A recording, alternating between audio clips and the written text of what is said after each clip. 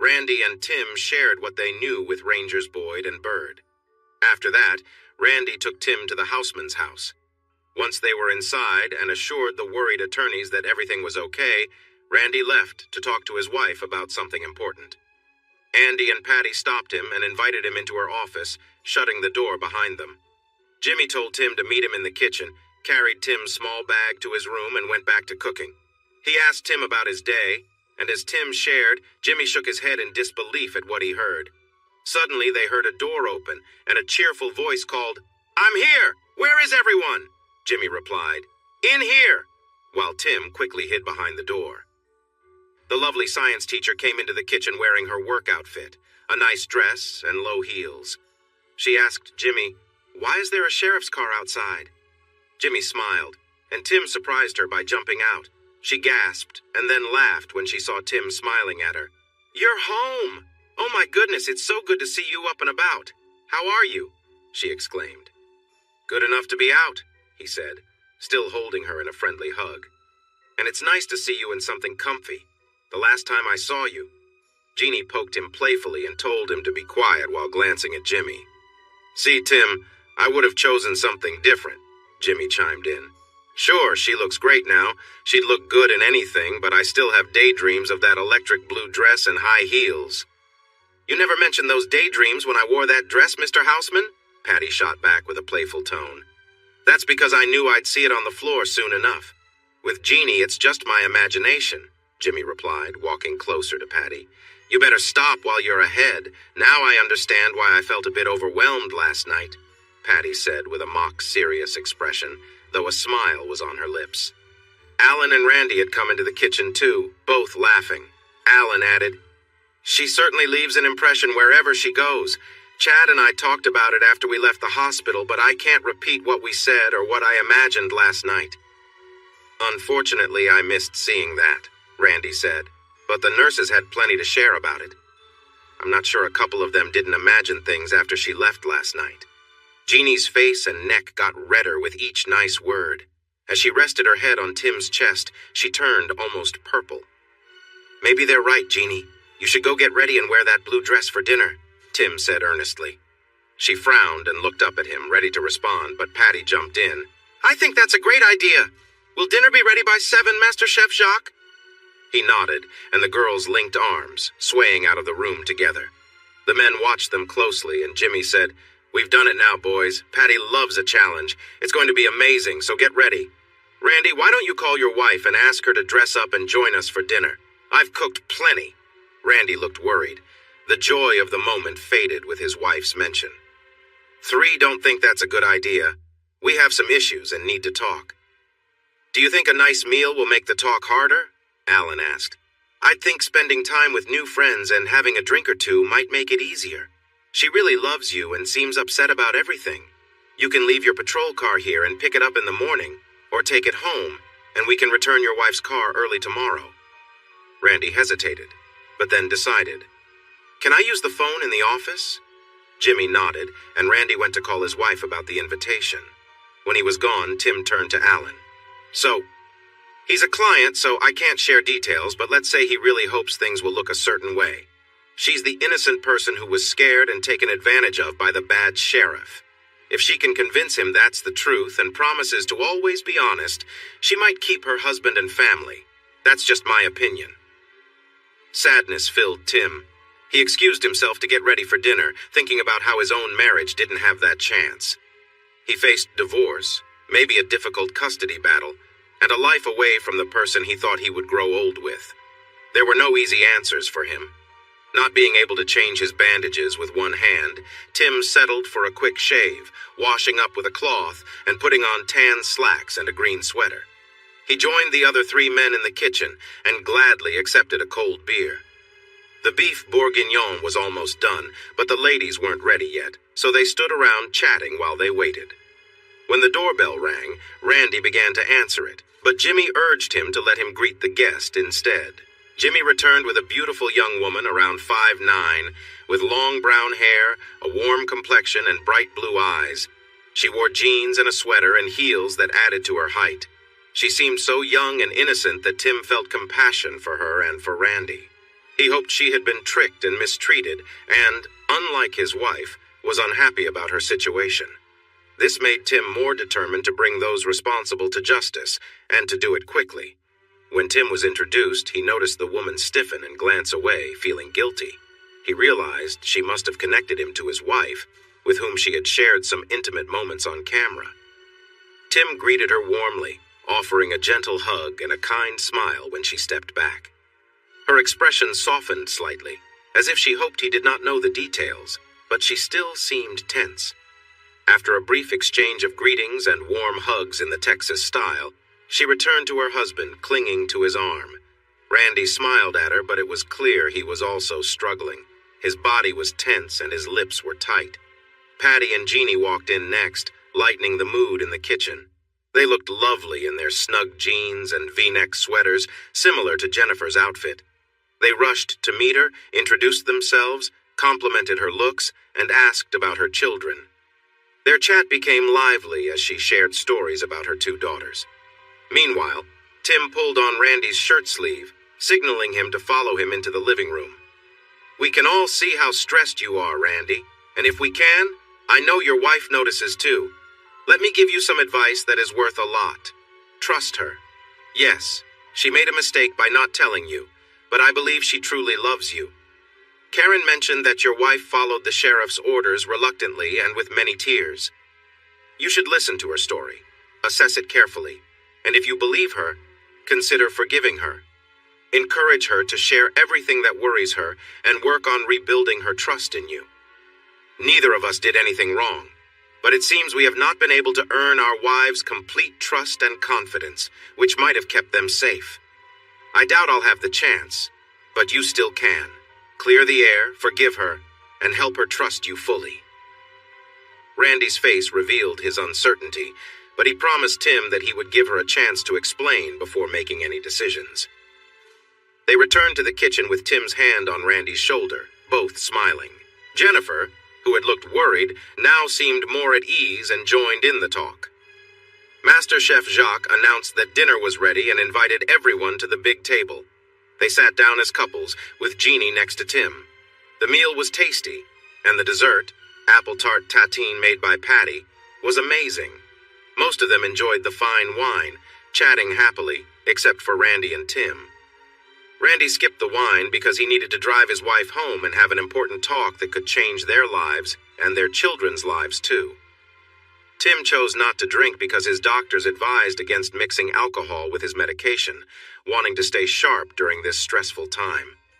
While the group was still sitting and talking at the table, suddenly they heard loud noises outside. Randy quickly shouted for the women to get down on the floor, crawl into the kitchen, and hide in the pantry. He took out his gun and told the other men to arm themselves if they had weapons. Tim crawled to the closet where he had kept a rifle, a shotgun, a pistol, and some ammunition. As he crawled back with the shotgun and ammo in front of him, the rifle over his shoulder, and the pistol in his right hand. Bullets shattered the glass in the front door and the kitchen windows. Jimmy had crawled into the pantry to get a shotgun he had hidden there, and found out that the women had gone downstairs to the cellar. Tim handed the shotgun to Alan and found a spot between the dining and living rooms, where he could see both the kitchen and the front doors. He called out to Jimmy to keep an eye on the back door, which was locked and secured. When they saw a flash from a gun and heard more bullets hitting the kitchen windows, Tim fired back with his rifle, and Randy shot at the flashes. Tim then turned his focus back to the front door and noticed someone trying to force it open. He aimed and fired twice near the door frame. He heard a yelp, so he shot twice more. They stayed alert, ready with their guns and scanning the area, but no more shots were fired, and there were no attempts to break in. During the chaos, Randy had called for help using his radio, and soon they heard sirens approaching. He updated them on the situation, and within moments, spotlights moved around the yard, followed by a knock at the door. Randy went to answer the door with his gun safely in its holster while Tim kept his rifle ready just in case. 2 police officers entered, talking with Randy, while 2 more came through the side door into the kitchen. Tim placed his rifle on the floor and stood up, his hands level with his shoulders. Alan did the same with his shotgun. The women came out of the pantry, surprising the 2 officers. Tim quickly explained that the women had been there since the shooting began. The local police said sorry for aiming their guns at them. The women smiled and thanked them for arriving so quickly to help. A security guard had been hurt. It wasn't serious, but he was an off-duty police officer, and the police were not happy about it. Tim knew this would make the search for the suspects even more urgent. He stepped aside, thinking about whether he wanted them caught or dealt with in a more permanent way. Jimmy caused quite a scene when he came back from the back, holding his shotgun. But Randy handled the situation well, and the detective who arrived asked everyone to gather in the living room. They were invited to share what had happened. Their lawyers, Patty and Alan, shared the story, including how Randy brought Tim from the hospital and was invited to stay for dinner. The detective raised a hand, looking worried. He asked Randy if they were the targets of an attempted murder earlier that day, to which Randy confirmed they were. The detective looked even more concerned. "So, these people are really serious about getting you too, right? Do you know who they are?" Everyone turned to Tim, who looked at his three lawyers. "Should one of you?"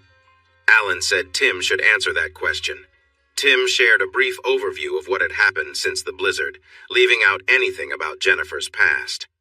When he mentioned the films Karen had been in, he watched her closely. Jennifer turned pale and seemed unsteady, glancing at her husband. He comforted her with an arm around her shoulders, but kept his gaze on Tim. After sharing the story and answering questions, the tired group said goodbye to the officers and welcomed those left on guard duty. Jimmy gave one of them the key to the kitchen door for bathroom access, and the group returned to the living room. Jennifer called her neighbor in Jonestown, who was watching her children, and asked if she could keep them overnight. The neighbor agreed. Alan decided to stay overnight at the Houseman's home, freeing up one of the 5 bedrooms for the Jacksons. Jimmy offered to show them to their room. Randy followed while Alan, Jeannie, and Patty headed to their own rooms. Tim stayed back and signaled for Jennifer to come over. She looked worried, watching her husband. "I think you know I'm Karen's husband, but I mean you no harm. Jennifer, tonight and tomorrow are very important for you. Be honest with Randy, explain everything, and answer his questions completely. If you do, I think everything will be fine." She looked like she might cry as she quietly said, "If I do, he will leave me. He can't ever know what happened." "Jennifer, he's a police officer. He knows more than you realize. I'm warning you, be honest," Tim said urgently, guiding her toward their assigned bedroom before heading into his own. He watched her enter her room with nervousness and wished someone could have talked to his wife when she faced a similar situation. Saturday morning began with the smell of bacon and biscuits. A cheerful blonde burst in, saying, "Time to wake up, sleepyhead. Breakfast is getting cold." Tim jumped out of bed without thinking and only realized he was not dressed when he saw Jeannie's expression. Too late now, he thought, and walked into the bathroom. He looked back and saw Jeannie staring at him. He smiled and asked, "Do you like what you see?"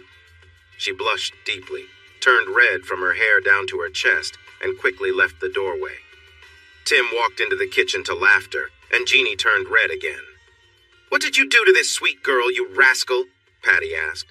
"She has been blushing since she came back from waking you up." This made everyone laugh even harder, and Jeannie turned an even deeper shade of red. Tim raised his shoulders and held up his hands. "Me? I was sleeping when someone loudly told me to get up. I got out of bed as ordered and went to the bathroom. She was the one staring at me from the moment I moved until I got to the bathroom." Randy, Jennifer, Alan, Patty, and Jimmy burst into laughter, while Jeannie turned very embarrassed and exclaimed, "I didn't know you would be sleeping without clothes." The laughter echoed as the others nearly fell out of their chairs. Tim looked at Jeannie with mock seriousness and said, "A lady would have turned away. You were staring and everyone could see it. You seem all sweet and shy, but I've learned my lesson." Initially, she buried her head in her arms while everyone else laughed, but then she joined in too. "See? No one here is a true gentleman or lady," Tim said playfully. "If they were, they would have told her not to stare at me like that." "I'm so embarrassed." Jennifer took a sip of her coffee, looked at him, and playfully said, "Well, you don't have anything to be embarrassed about, but I didn't see you without your clothes." Everyone laughed again. Tim dropped his pretended attitude, smiled, kissed Jeannie on the head, and joked, "Fair is fair, you tease." He chuckled when she blushed and went to refill his coffee. Scrambled eggs, bacon, and warm biscuits with butter and peach jam, Someone knows just what I like, Tim said as he filled his plate. It was Jeannie, Patty shared. She got up, made coffee, set the table, and prepared everything to cook. She started when she thought you would wake up and then came to find you because the rest of us are hungry. Or maybe she just wanted to see you without your clothes. Jeannie turned red again, and realizing the teasing would go on until she responded, stood up, walked over to Tim, gave him a playful slap on the behind, smiled at him, and said, "Nice backside." Tim pretended to be shocked. "Just a hunk of meat to you? Well, I want you to look at my face, not just at my body." Everyone laughed. Jeannie playfully hit him again and strutted back to the table, saying, "Stop staring at me." Imitating his kids, Randy said, "Ow! Get a room!" The group cracked up again as Jeannie gave Tim a playful look and sat down. Tim walked to his chair next to her, pulled it out, poked her shoulder, and playfully shook his backside at her face when she turned. He sat down with a serious look. "You two are so funny. You must know each other well to tease like that," Jennifer said with a laugh. Tim was glad to see her lively this morning and noticed Randy looking at her affectionately while she joked. It seemed someone was about to have a happy moment, though his own marriage felt far from it. The conversation was light and easy as they enjoyed their meal and another pot of coffee. Before they started cleaning the table, Jeannie said, "My parents and my older sister Kathy are coming this morning. They want to meet everyone, and then we'll go shopping. Can you all stay until they arrive?" "We will. We're waiting for the repairmen to fix everything," Patty replied. Tim nodded, and the Jacksons silently agreed, exchanging glances like a couple often does. Alan checked his watch. "I need to leave soon." Jeannie touched his arm and said, "Please stay, Alan. I'm glad to introduce you to my big sister. She's been feeling lonely ever since her divorce last year, and I think you might get along well." "Set up," Tim joked, making everyone laugh again. Alan smiled and told Jeannie, "If she looks anything like you, I'm interested." Jeannie replied, "Well, she's taller and prettier than me, but she's been a bit difficult about men since her husband left her." "Sounds like we've both had tough times," Alan remarked. "Looks like this will be fun," Jimmy added with a chuckle. "Hey, if she's divorced and looks better than you, why not set her up with me?" Tim suggested. "I'm almost divorced too. My wife's friends have been giving me a hard time. Maybe we could be good for each other." Jeannie gave Tim a pointed look. "You're not single and you might never be. Alan is." "Why not?" Tim asked. "I've started the divorce process and my lawyers say it'll be quick. I should be free in a few weeks." The laughter around the table grew again. Jeannie playfully lifted her chin and acted aloof. "Remember that girl in the blue dress who stayed with you in the hospital instead of going out with others? You promised her things that you never followed through on, so you're not free yet. After she decides what to do, maybe then you can meet my sister, unless Alan has already taken her." The group burst into laughter, and Tim sighed in defeat. However, his hand playfully inched toward Jeannie. She quickly moved her hands off the table, trying to stop him. Before she could react, his hand reached her thigh, and he teasingly brushed against her. She looked surprised, trying to resist, but also feeling a strange thrill. Remembering their previous moments together made it hard to think clearly. She quickly glanced at the table to see if anyone noticed. Tim seemed distracted, focused on Alan, while Patty and Jennifer exchanged knowing looks with small smiles, creating a mix of laughter and tension in the air. The other two men tried to seem uninterested, but she noticed the smiles on their faces and in their eyes. Tim playfully poked her side, and she let out a soft sound from the sensation. This led to more laughter, with Patty gasping, "Tim, stop teasing her," which made everyone laugh even more. Jeannie felt panic rise, worried that she would get overwhelmed in front of everyone if he didn't stop holding her thigh and poking her. However, she didn't really fight back because it felt too nice to want it to end. Suddenly, Tim casually loosened his hold and started to pull his hand away. Jeannie still held onto his wrist, but as he lifted it, she let go and relaxed back in her chair. Patty couldn't resist teasing her further. "I wish I had a camera, Jeannie. Your expression is, what, exciting maybe? What do you all think?" Jennifer replied, "If he had kept doing that for a few more seconds, exciting would have fit perfectly. But now, I'd say it feels unfulfilled." Alan shifted his focus to Patty when the laughter faded and said, We better start working on those divorces, Patty. We need to keep our distance until the divorce papers are ready. Jimmy chimed in loudly. Yeah, we should start locking them in their rooms at night and never leave them alone. Jennifer looked skeptical. She shook her head and said, You're way too late. The chemistry between those two is intense. Randy, I think we should head home. Everyone at the table laughed, but Patty felt a truth in those words. Tim casually remarked, It's not a big deal, we just enjoy teasing each other, right, buddy? Besides, after tonight I'm going to save the local authorities and all of you a lot of trouble because I'm heading home. Actually, to my ranch. I have a cozy cabin there, a sturdy foundation, a nice exterior, and a roof on a hill. Alan attempted to argue, but Tim continued. It's a mile to the main road, and there are 2 locked gates between there and the cabin. I'll bring one of my brother's trained dogs as protection. I'll be ready, and I'll be far enough away from anyone else to avoid any issues. As long as I'm alive, or until these troublemakers aren't, my family and friends are at risk. I refuse to keep putting anyone else in danger. This is my fight. You promised you would keep up with your workouts, Tim. That was a requirement to leave, and if you don't do this, you might never fully use your arm or leg again. Please stay here with us. The police will watch over us. We'll be safe, Jeannie pleaded. He turned his chair to face Jeannie, took her hands gently, and continued. There is physical therapy available down there, too. I've used it before, and the therapist is very good and a close friend. They gave me a list of exercises, and I've been doing them long enough to know how. I've thought a lot about this, Jeannie, and talked it over with someone I trust. Last night showed that they won't stop trying, no matter how safe we think we are.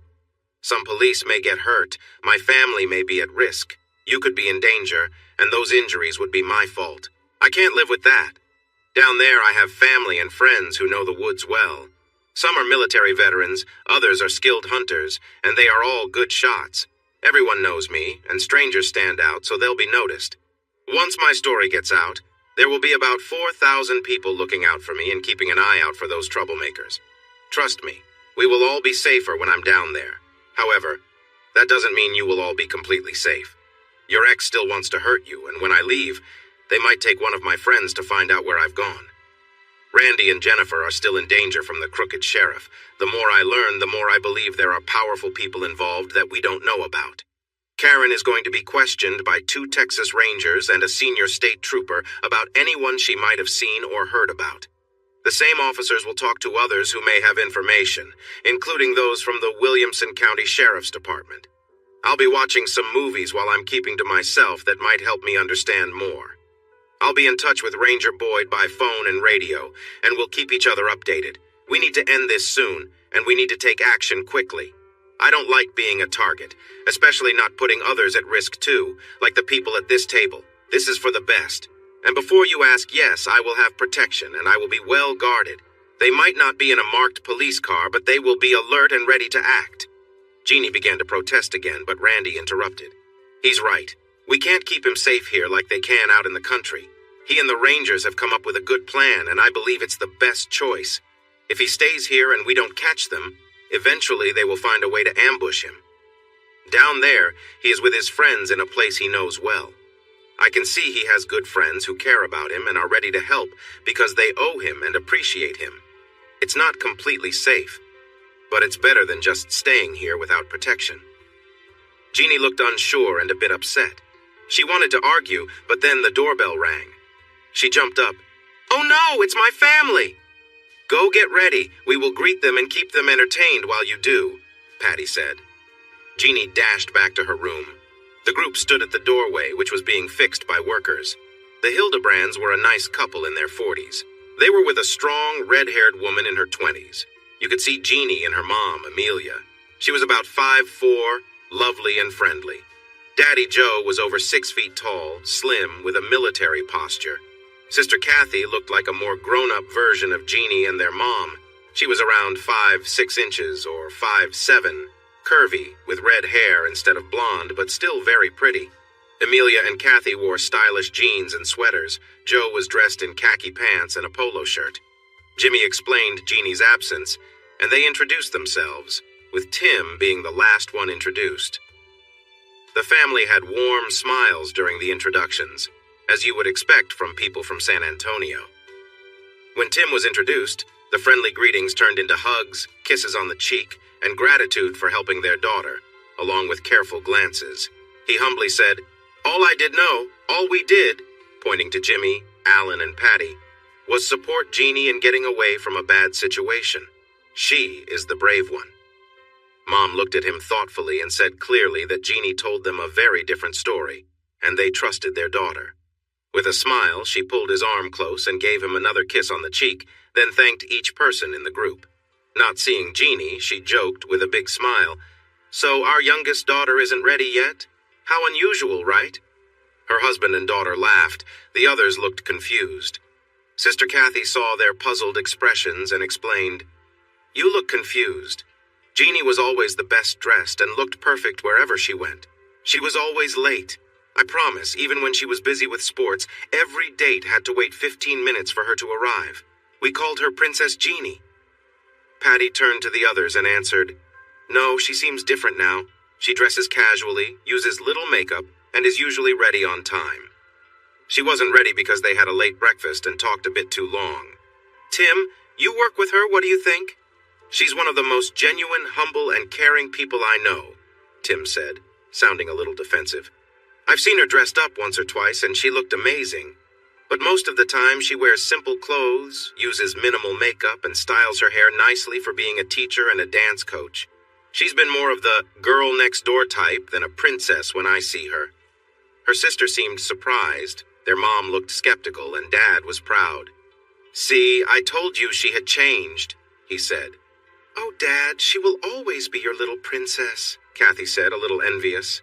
"Speaking of," Alan said, glancing toward the hallway. Jeannie appeared, clearly happy to see her family. She wore a navy jumpsuit with 3/4 sleeves and comfy shoes. Her hair was neat, and she had on a simple heart necklace with matching earrings. The jumpsuit showed off her figure nicely, and the light makeup highlighted her bright green eyes, but she looked more like a friendly neighbor than a spoiled princess. The three women happily hugged, kissed, and complimented each other.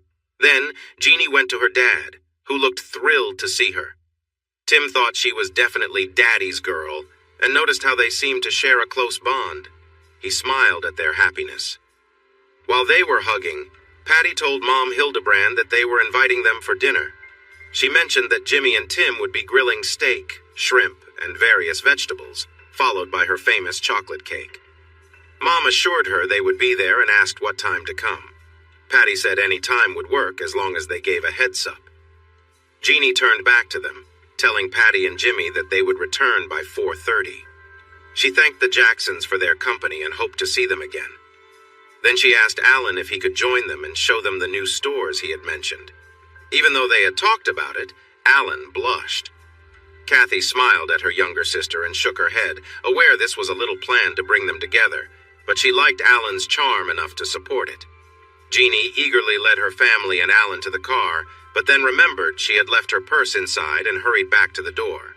She stepped inside, picked up her purse from the chair by the door, and looked at Tim with a playful smile. "You better be here when I get back, or I'll come find you, okay?" she said gently, before lightly touching his cheek and promising a kiss. With that, she laughed and ran back to the car. Tim exchanged light jokes with Jennifer and Randy about their close friendship, while their lawyers pretended not to notice. The Jacksons had to leave but promised to stay in touch. They called Tim outside, where Randy put an arm around his shoulders and Jennifer hugged him tightly. "We want to thank you for the great advice you gave us yesterday," Randy started. "I began to understand how you must feel, and I was in a really bad place. But after hearing my partner talk, I realized that she needs my support and guidance to deal with tough situations. She's beautiful, and there will always be people who want to take advantage of that. We'll work on that together, and we want you to be part of our lives. You've quickly become someone I trust, and Jennifer feels the same way." Jennifer hugged him so tightly that he felt a twinge of pain from an old injury, but he didn't mind and hugged her back. "Thank you, Tim. I was scared when I first heard your name yesterday, but you've turned out to be my best friend besides Randy." She loosened her grip a bit and looked at him with watery eyes. "There are a few things I think you should know. I know Karen was under pressure to make those films just like I was, but by the time I met her, she seemed to be in charge. She told me she was planning to leave that life after this movie, ready to focus on being a wonderful wife and mother because she truly loves you and your sons. I could hear the honesty in her voice, but then the filming started, and it became overwhelming. The script had to change, and I felt completely defeated. I hated how things played out. Karen seemed to manage it all better, and she was kind to me and understood my feelings. She's the only one I wouldn't blame. As I told Randy, the only moments I found comfort were with her. I'm not someone who usually feels that way, but being with her was special, in a way. I think everyone feels a unique energy around her, and I believe you do too. I know she sincerely wants to return to being a mother and wife. But can she truly leave that other life behind? Can she really stop being with other people? I wasn't the only one, and there were many others involved. She only had about 10-12 days, but she acted like she had done this before. I can see the sadness in your eyes, and I'm really sorry. I owe my second chance with Randy to you, and I just can't stand the thought of her hurting you again. I know you will make the right choice. Remember, you can call us anytime if you need help, okay? The rest of the day passed in a blur. There were workers everywhere, and Jimmy and Patty were showing them what needed to be done, like adding locks and improving the security system for the doors and windows. Tim stayed busy. He split some wood for the fire and stacked it in the big fire pit on the patio, but mostly he did his exercises while thinking about the situation he found himself in. When he lit the fire at 3:45 to let it burn down, he had made some important decisions that he needed to discuss later. Kathy was holding Alan's arm as they walked into the backyard, following her parents to where Tim was getting ready to cook steaks. "Son, Jeannie told us everything during lunch. Thank you for helping her make the choice to leave Larry and for taking care of our little girl while she healed. Sir, your daughter did much more for me and took better care of me when I was hurt than I did for her," Tim replied modestly. "I am the one who should thank her, and I appreciate your family for raising such a kind person." Jimmy had come over from the cooking area with grilled vegetables, and Mr. Hildebrand asked, "What really happened last night? We saw the repairmen when we arrived, and some are still here, but Jeannie was hiding and doesn't really know. Alan suggested we ask you. So what happened?" Jimmy explained the events of the previous day, starting with Tim being released from the hospital. He talked about the sheriff being involved, the work with the Rangers and DPS, the plan that didn't work out, and the events of last night. Tim was described in a heroic way, which made Jeannie's parents look at him in a new light. "You lead a very interesting life for a school teacher, don't you, Tim?" asked her mom. "Goodness, I've never heard of such things." "Why do they want to hurt you, young man?" her dad asked. "This doesn't make sense." Tim calmly replied, "I'll let my lawyers explain what happened, so I don't say anything I shouldn't. Jimmy Allen, you can share as much as you think is necessary. I want to be open with Jeannie's family. All I ask is that you tell me how you like your steaks, and then please move over to the patio. I lived it. I don't want to hear it again." Jeannie joined her family on the patio while Jimmy and Alan shared a troubling story. Patty set up the things they needed on the big table and listened, occasionally adding details for the other women. Tim focused on cooking the vegetables and steaks. For Joe, the order was medium, but the three women preferred theirs well done. Tim looked at them carefully and said firmly, "I'll cook them just right. Then you can finish cooking them your way if you want. I won't ruin a good steak." Joe laughed and said, "See, I tried to tell you." Kathy rolled her eyes but agreed to try a medium steak, saying she would cook it more if she needed to. Jeannie and Amelia also agreed, so Tim returned to the grill. The other three men wanted their steaks medium rare, and Patty wanted hers medium, so Tim adjusted the cooking times. When the steaks were ready, everyone took theirs at the same time after serving vegetables on their plates. Since the Hildebrands were driving back to San Antonio, they chose tea, sweet or unsweet, served in tall glasses full of ice. The lack of alcohol didn't stop Kathy from making a face when she cut into her steak. "Ew, it's so juicy." Tim looked at her and said, "Of course it is. Have you ever heard someone say they want a dry steak? No way. Try it. If you don't like it, you can cook it longer on the grill." Jeannie and her mom quickly said they would try it. Everyone watched as they cut their steaks and took a bite, feeling a bit nervous. Amelia was the first to react, looking surprised as she said, "Wow, I didn't know a steak could taste this good. What did you do, Tim?" He smiled and replied, "I seasoned it well, cooked it just right, And put it on your plate, Amelia. Just right? She asked, eyes wide. Yes, for those who ordered medium well, I made it medium. Warm pink center, keeping the natural juices but no blood. Jeannie, Kathy, how's your steak? I would have said perfectly if you hadn't told me it was just medium, Kathy responded, looking shocked at how it looked. Tim turned to Jeannie, who smiled and said sweetly, It's perfect, Tim. The best I've ever had. Thank you for showing us something new about steak today. Tim noticed Papa Joe looking at them curiously before the topic changed, and everyone started eating again. The conversation stayed lively throughout the meal, and no one wanted it to end, even as time went by. It had become cooler outside, so they moved into the living room to keep chatting. The Hildebrands brought 2 bottles of nice wine to share and thought everyone should have a drink before heading back to SA. Tim thanked them but chose to open a cold Lone Star beer instead, saying it felt wrong to waste good wine on his simple taste. After finishing one drink and pouring another, the doorbell rang. Jimmy picked up his new gun from under the counter by the door. Alan and Tim stood ready on either side of the hallway. They opened the closet doors, stepped partially inside, and raised their hidden rifles. Jimmy peered through the peephole, nodded to the others, and opened the door.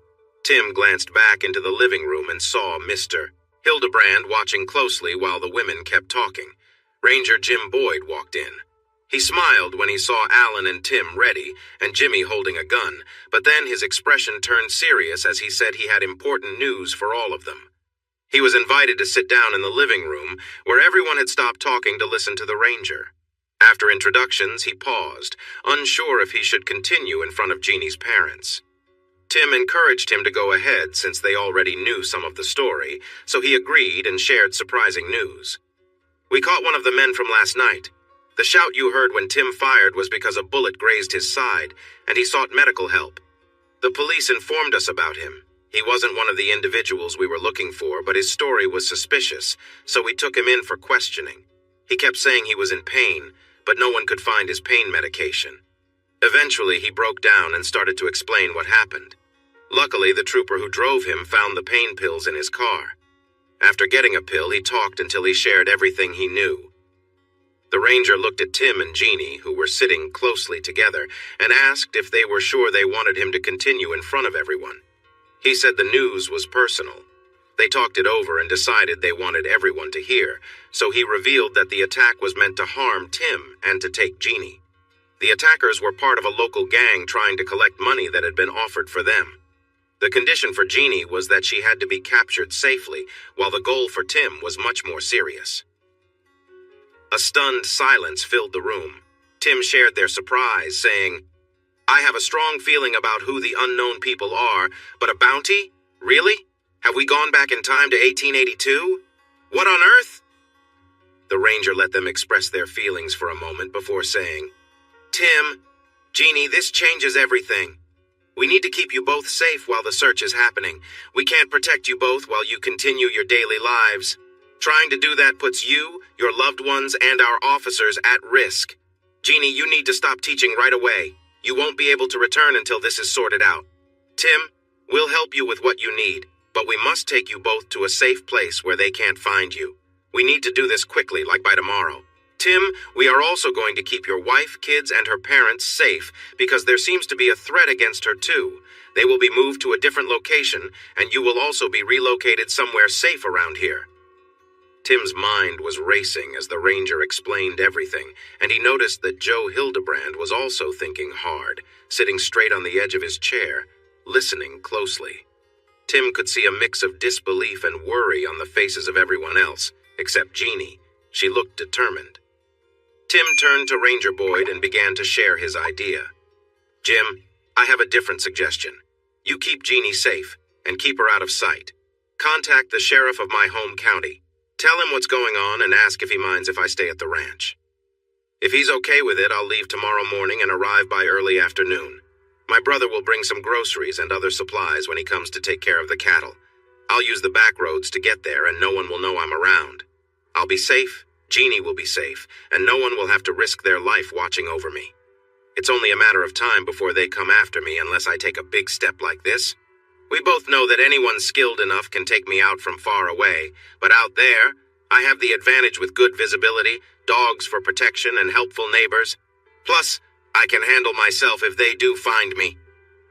Feeling he had made a strong case, Tim leaned back, but Jeannie interrupted. "No, that doesn't make sense. I need to be wherever you are, and we need protection from the police. I know you. You're not planning to hide. You're thinking of turning this into a trap to attract them, and then it could end badly." Tim responded without hesitation. "Honey, I get where you're coming from, but these people won't stop. They aren't playing by the rules. They have given up on acting decently. Do you believe they want to keep you safe because Larry wants to say sorry? Does JW really just want to talk to Karen? We both know their true intentions. Do you want to risk becoming part of something you don't want? If not, you should accept protective custody and let me handle things my way. In the wild, I'm as deadly as a rattlesnake. Here in town, I'm an easy target. I need to return home, and you need to be safe. That way we both can be better off." Before Jeannie could respond, her father spoke up. "You're both partly right and wrong. Tim is right that you shouldn't expect normal behavior from these people. They've turned dangerous, like a pack of wolves on the hunt. Trying to escape from them won't work forever. At some point, you have to stand up to them. I'm sorry, Ranger, but I think you understand that." The Ranger nodded, looking down, then back up. "I've explained my position and made an offer. When seemingly ordinary people start to act cruelly, our usual methods don't really help." Joe Hildebrand cut in again. "Tim, I agree with you, but Jeannie is also right. If she stays with you, it makes it harder for them to get to either of you. You may not know me, but I took the time to learn about you because of what Jeannie said. I know what you're thinking, and if I had done that with Larry, we wouldn't be here. I found out that you're more than just a typical college athlete, teacher, or father, aren't you?" Turning to include everyone, Joe continued. "Los Ratones have a legendary status in the brush country, almost like Robin Hood and his merry men. In that area, Tim, you are like Robin Hood, a champion of the people, leader of the Ratones de la Brasada, or the Tasalillo Gang, as they were originally called. I'm sure you could easily gather a group of skilled friends to support you. They owe you that much. Yes, I saw the official report, which somehow missed connecting the missing drug dealers and their ties to the fire at the remote house they lived in. It stated that no one had ever stayed there, and the surrounding buildings were never used to shelter the girls who went missing. Then, miraculously, those girls returned the next day, but they could hardly remember anything other than being kept in a dark place for a long time. No remains were ever discovered, but after that, the sale of harmful drugs stopped, and no more girls went missing. There had been similar cases of people going missing in 2 nearby counties, and those areas had also faced several unfortunate fires caused by storms.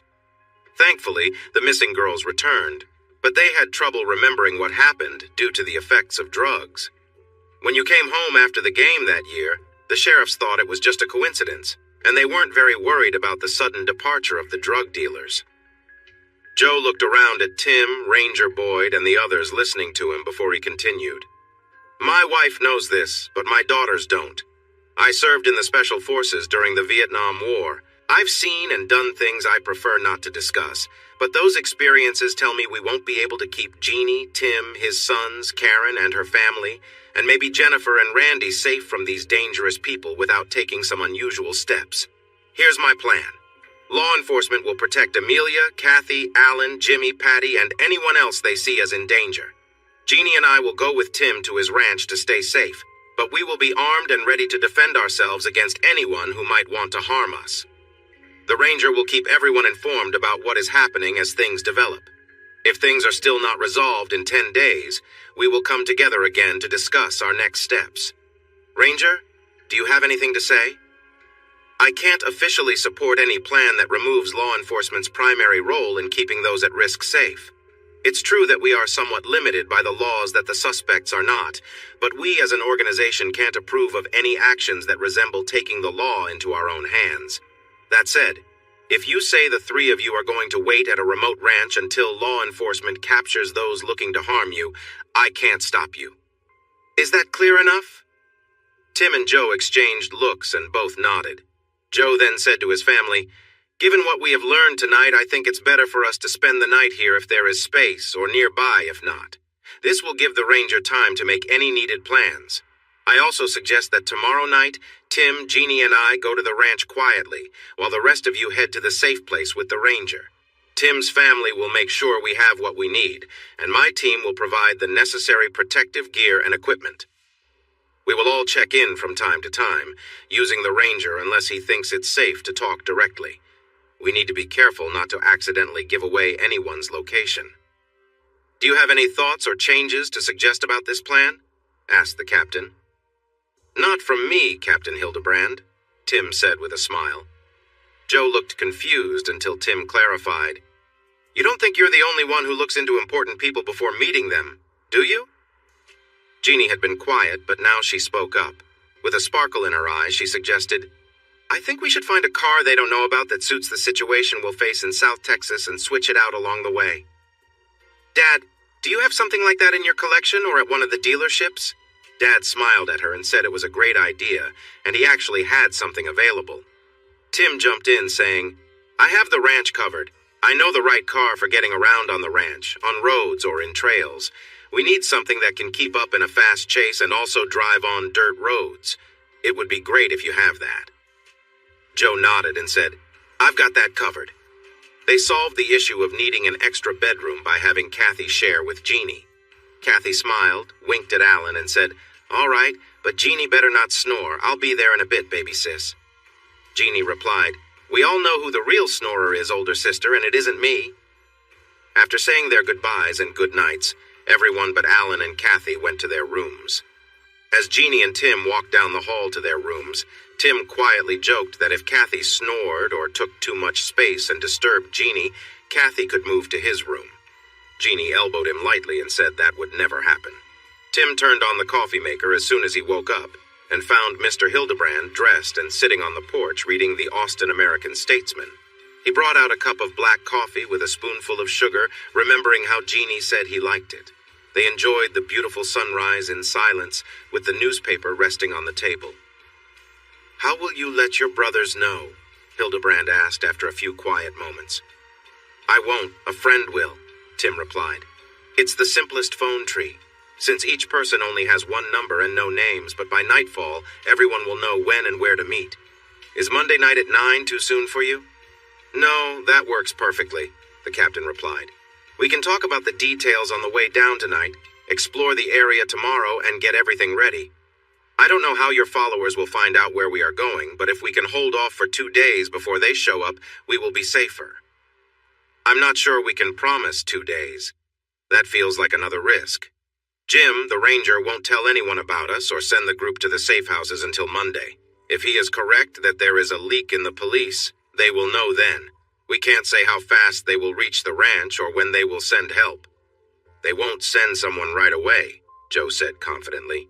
Larry wants to be there when Jeannie is caught, and they all want to see what happens to you. They heard Jeannie talking to someone in the kitchen, and soon she came out with coffee. She wore comfortable pants and a light jacket, her hair in a ponytail and no makeup, but Tim thought she looked great. Her dad seemed happy to see her and greeted her with a cheerful smile. She leaned over to give Tim a quick kiss on the cheek. So, did you sleep well, sweetie? Dad asked. Kathy didn't keep you awake, did she? No, not at all. I didn't hear a thing, she said playfully, glancing at Tim. She didn't take up the bed. It felt like I was alone. Tim understood her meaning and winked back. Dad just smiled. Patty, Jimmy, Kathy, and Alan joined them outside, and Patty suggested they move to the large table on the patio. I made us some more coffee, Patty said. And I was up early making donuts, Jimmy added with a grin. I made some apple fritters and bear claws, too. They should be ready soon. I hope you made enough for the police who kept watch all night, Patty said. Of course. I made enough for them and their replacements who come in at 7. Mr. Woe is bringing them at 6:45. Oops, I might have said too much. Jimmy laughed. Yeah, right. Like anyone at this table believes you woke up at 4 to make donuts, Alan joked. I'm pretty sure we would have smelled it even if you were quiet. Tim enjoyed the friendly atmosphere among these smart and nice adults. For a moment he thought about his wonderful wife and how well she would fit in if only things were different. He pushed the sadness aside, forced a smile, and looked around. No one noticed except Jeannie, whose expression reflected his hidden feelings. He smiled and winked at her, and she returned the smile. The two police officers who had just finished their shift joined them on the patio. The new team each received a half-dozen donuts and holes to enjoy while on duty. Patty cooked some ham to go with the sweet dishes and brought a gallon of milk to the table. She nodded to Tim and joked, "Someone here can't have breakfast without meat and milk." It turned out that everyone enjoyed meat and milk with their sweets, so she added those to her shopping list. After breakfast, Tim called Ranger Boyd to confirm their plans and to make sure that Karen's phone was only monitored by the police. At 9 p.m., Ranger Byrd would take Karen and her family to a safe place, while Boyd would move everyone at the Houseman's home.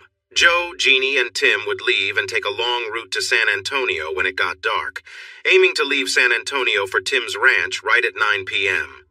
This would give them time to shake off anyone following them, switch vehicles, and get clothes for Mr. Hildebrand before heading out. Since both safe houses were in the countryside, everyone was told to wear jeans and boots. Without being able to go home for supplies, Jeannie and her family, along with Alan, were taken to a nearby Western store to buy what they might need. Tim went home with another officer to pick up additional supplies. After getting his clothes and gear, Tim asked the officer to take him to a payphone outside a convenience store. He called Karen, and the boys were excited to talk to him. They tried to fill him in on everything that had happened since he saw them at the hospital. Eventually, Karen took the phone after their grandmother gave them a treat to quiet them down, and Tim discussed the plan with her. She seemed scared and unsure, so he asked to speak with her dad. He was calm about the need to hide and said they would wait for the ranger to contact them. Karen asked where he would be hiding. Tim replied that he couldn't say, and then he asked if she could think of anything that might help keep them safe. She thought for a moment, but couldn't remember anything useful.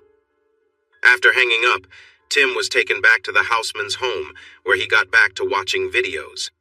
Though the videos were unsettling, he learned which high school students were involved in unfortunate activities and why one babysitter wouldn't give a statement. He also identified 2 local officials they hadn't known about and noticed 2 police officers who had arrived at a party under false pretenses but didn't leave without involvement. He quickly called Jim Boyd and asked him to come over right away. The shoppers returned to the Houseman's home at 4 p.m., where they found Jimmy had a bunch of catfish and hush puppies ready to fry, and Patty had all the side dishes prepared. Tim and Jim Boyd stayed in the study to continue watching videos until they were called for dinner at 6. They looked worried when they came out. The 3 lawyers took them aside, and Jeannie approached them. "What's wrong?" Alan asked. "You all seem upset. Let's just say we have a clearer idea of where the leaks are, why the suspects have been able to stay hidden, and we understand the crimes better now," the ranger answered. Tim shook his head, eyes closed, and said, "I had no idea. I can't believe I worked with those people. Some of them are supposed to be teachers. No, they are pretending to be teachers while they're really harmful." "Should we put the food in the oven and talk or eat first?" Patty asked. "It sounds like we need to rethink what we're doing." "Let's eat," Jim said firmly, "and we can think about the new information a bit before changing our plans. I think we can still move forward, but we need to be smart about who we tell. Anyway, let's enjoy our meal first, and then we can discuss it." They pushed aside their worries and enjoyed a nice meal together. "I can't believe it, but we feel like old friends, not just new people," Kathy said after Alan made a joke that had them all laughing. "We will definitely feel that way after being together in this safe house for days or weeks," Patty responded. That dampened the cheerful mood and reminded them of the real danger outside. Ranger Boyd called them to a serious meeting in the living room to rethink their plans based on the new information he provided. When he named some of the students, Jeannie looked pale. When he named the elected officials, her dad turned red with anger and silently fumed. After Boyd spoke with the ranger who was looking out for Tim's sons and Karen's family, they decided to delay evacuations until midnight, and they would go to different safe houses than planned. Tim, Jeannie, and Joe would sneak out the back, climb over the fence, and head west down the alley to a simple car waiting for them. They would drive to Joe's dealership, switch cars, then go to his home to get some important things before heading south. Tim called his in-laws' house again. He talked lovingly with his kids for 20 minutes and then, with reluctance, with his wife. The more he saw on the news, the more frustrated he felt with her, but he wanted to give her one last chance to share anything that might help keep them safe. "Have you thought of anything else to tell me, the sheriff? Or Ranger Bird? We need to hurry. We're in real danger. Any names or other information would help." Karen paused but shook her head, saying she had nothing else to add. "Karen, can you think of any other teachers, students, police officers, or officials involved? There must be someone else, someone in a position of power who is warning the criminals about our plans. I know you want to keep your family and the kids safe, so please share what you know." There was silence for almost a minute before she said, "I want to talk to Ranger Bird. I'm not comfortable speaking with you because I suspect these phone lines are being monitored." "Thank you," Tim replied. "Take good care of our sons and follow the advice you've been given. I will contact you as soon as this is over." At 11:55, they were on I-35 South in a 1978 Dodge Ram Charger 4X4 with a strong 440 cubic inch engine. It had steel bumpers and a winch on the front, raised a bit, riding on tough all-weather tires that Joe claimed were nearly puncture-proof. The ride was noisy with the tires and engine, but Joe handled it well.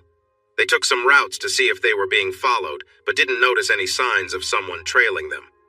Joe filled the gas tank in the last town before turning onto the country roads leading to their destination. They made a quick stop for everyone to use the restrooms, and Tim grabbed some coffee since it was after 1:30 a.m. After driving about a mile on the county road, they encountered a long curve. There were piles of pavement for road work on the right side, so Tim had Joe pull over and wait for 10 minutes to ensure no one was following. When it seemed safe, they proceeded to the ranch.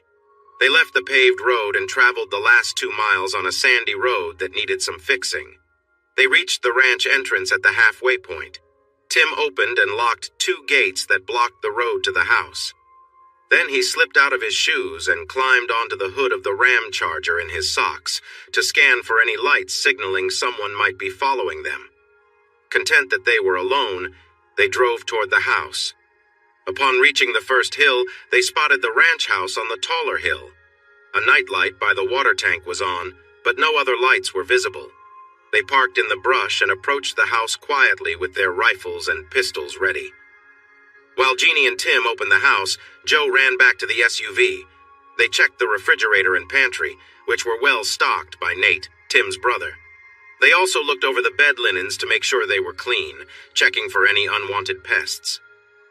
Joe parked by the back door, and they brought in their clothes, weapons, and equipment, setting up their sleeping areas. Jeannie would stay in the bedroom, which had a full bathroom and a space for getting ready. Tim and Joe would sleep in the bunk beds against the south wall and share a small bathroom with a shower. Tired from the previous day, they slept soundly until 8 the next morning. Tim woke up first, used the bathroom, and made a pot of coffee, which woke Jeannie and her father. They enjoyed breakfast with Tim's eggs, bacon, and biscuits from a mix while they discussed their plans for the day. Tim noticed that Jeannie seemed more reserved about her feelings when her dad was around, but she still gave him small touches and glances when he wasn't looking. They got dressed for the outdoors, planning to explore the area around the house first, and then check how strangers might get onto the ranch. Jeannie was eager to look at the house inside and out, and asked many questions about the old furniture, which Tim explained had come from his grandparents and great-grandparents. Joe wondered if the ranch truly belonged to Tim, or if it was still in the family name. To satisfy both Jeannie and her dad, Tim explained everything in detail. This place had been a getaway for his grandparents before they decided to share their land among their family. They made that choice based on their difficulties with the legal system and taxes after their parents passed away, following advice from a shared lawyer. Both families owned a lot of land, which didn't earn much money most years, but the government valued it highly for tax purposes. By giving the land in smaller pieces to their heirs, they avoided taxes that could force the heirs to sell what they inherited. Only a greedy government couldn't see the irony in this decision, but his grandparents understood it. They began passing down property to their son and daughter and grandchildren before turning 60. The ranch was Tim's inheritance, given to him in parts over 6 years by his loving grandparents. They gifted him the most they could each year, and he paid for the rest through money from selling cattle, even though most of the cattle still belonged to them. His grandparents wanted to keep the land large enough for raising cattle, so Tim's brother and sister received similar gifts from their mother's side of the family. His brother Nathaniel, often called Nate, got the land nearest to town. It was 400 acres, but much of it was improved pasture and farmland, along with a nice family house. He and his high school sweetheart and now wife Linda loved the rolling hills, the rich farmland, and the big 2-story, 4-bedroom house they planned to fill with children. Sister Janice, known as Jan, chose a 500-acre ranch about 10 miles from town along the Nueces River. It had irrigation rights, a working irrigation system, and fertile fields. Her husband, Gary, already owned a big cattle and horse ranch in nearby Dimmitt County. They lived there but grew hay to feed his special quarter horses at their river property. Tim, their youngest grandchild, wanted the most remote and least developed ranch for himself while he was still in high school. He got his friends to help him out with work on the 800-acre ranch in exchange for hunting, fishing, and camping. Tim spent a lot of his free time making small improvements. He taught himself how to operate a front loader, a backhoe, and a small bulldozer, along with how to plow and manage the ranch tractor. Neighbors lent him other equipment in return for his help on their ranches, and gave him lessons before he used their machines. Tim and his friends were well liked by the neighbors because they were always ready to lend a hand with roundups and ranch tasks for a little pay and good food. He became especially close to an old man, Mr. Thurman, who lived on the land to the east, across the county lane.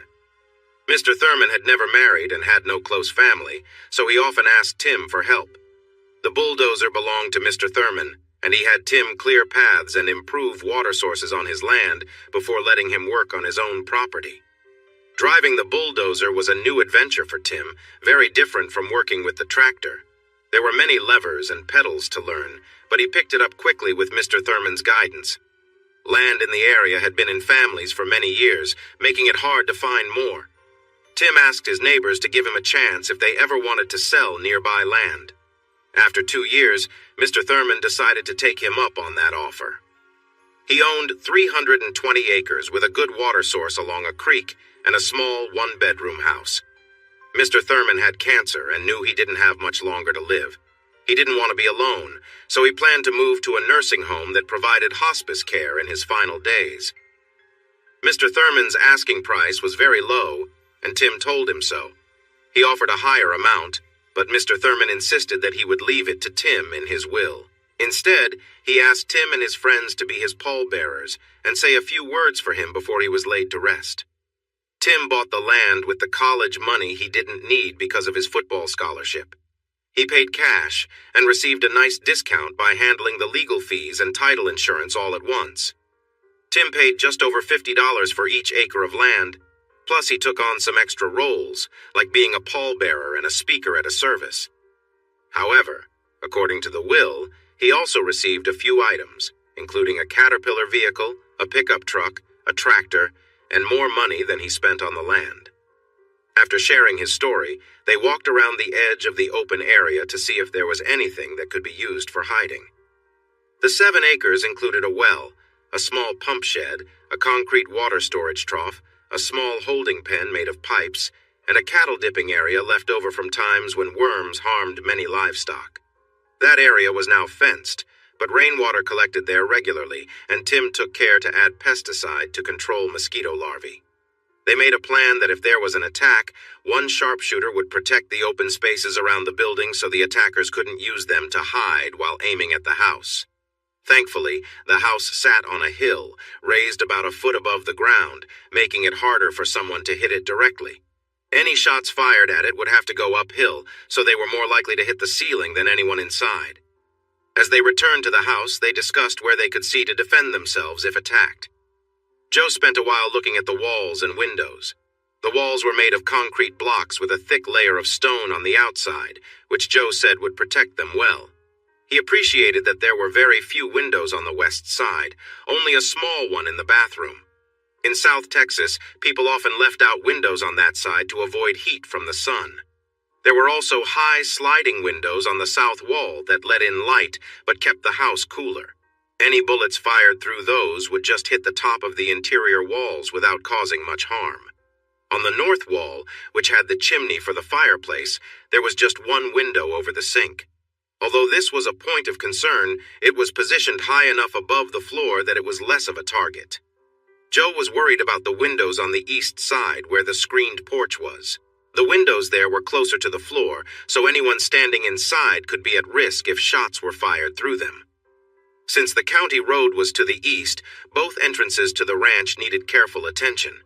With their positions decided, they climbed into Joe's truck and drove to the mesquite pens, where cattle were gathered during branding and shipping. This area was located in the southeast corner of the ranch. A ranch worker and his family lived in a wooden house near the well, southeast of the pens and barns. Daniel and Dora had worked for the family for many years, and their kids were friends with Tim and his siblings. Though the kids were grown and had moved away, the Mendez family was considered part of their own. Joe and Jeannie admired the stacked mesquite pens and shipping chutes, as well as the palm trees beside the pens that provided shade for a large table and benches. There were 2 barbecue pits nearby, and an old chuck wagon was kept under a tin roof next to the bigger barn. Tim gave them a quick tour and some history, leading them to the barn.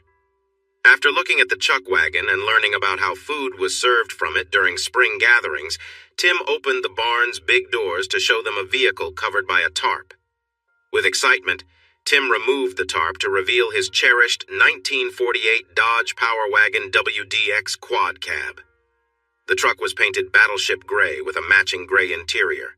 It was raised 6 inches and had all-terrain tires for 4-wheel drive, powered by a 3.9-liter Cummins diesel engine. The classic Power Wagon looked strong and ready for adventure. Tim invited them to open the 4 doors and see the well-kept upholstery and interior, which he had fixed up after buying Mr. Thurman's land for a good price. Jeannie was almost speechless, while her dad couldn't stop talking about what he called this amazing truck. He pointed out feature after feature, saying he wouldn't even know how to price it if he tried to sell it, calling it priceless. When Tim mentioned it had less than 20,000 miles, her dad shook his head and said, "Priceless! This is one of a kind. Take care of it and never sell it, because someday it will be worth more than a 3-bedroom house."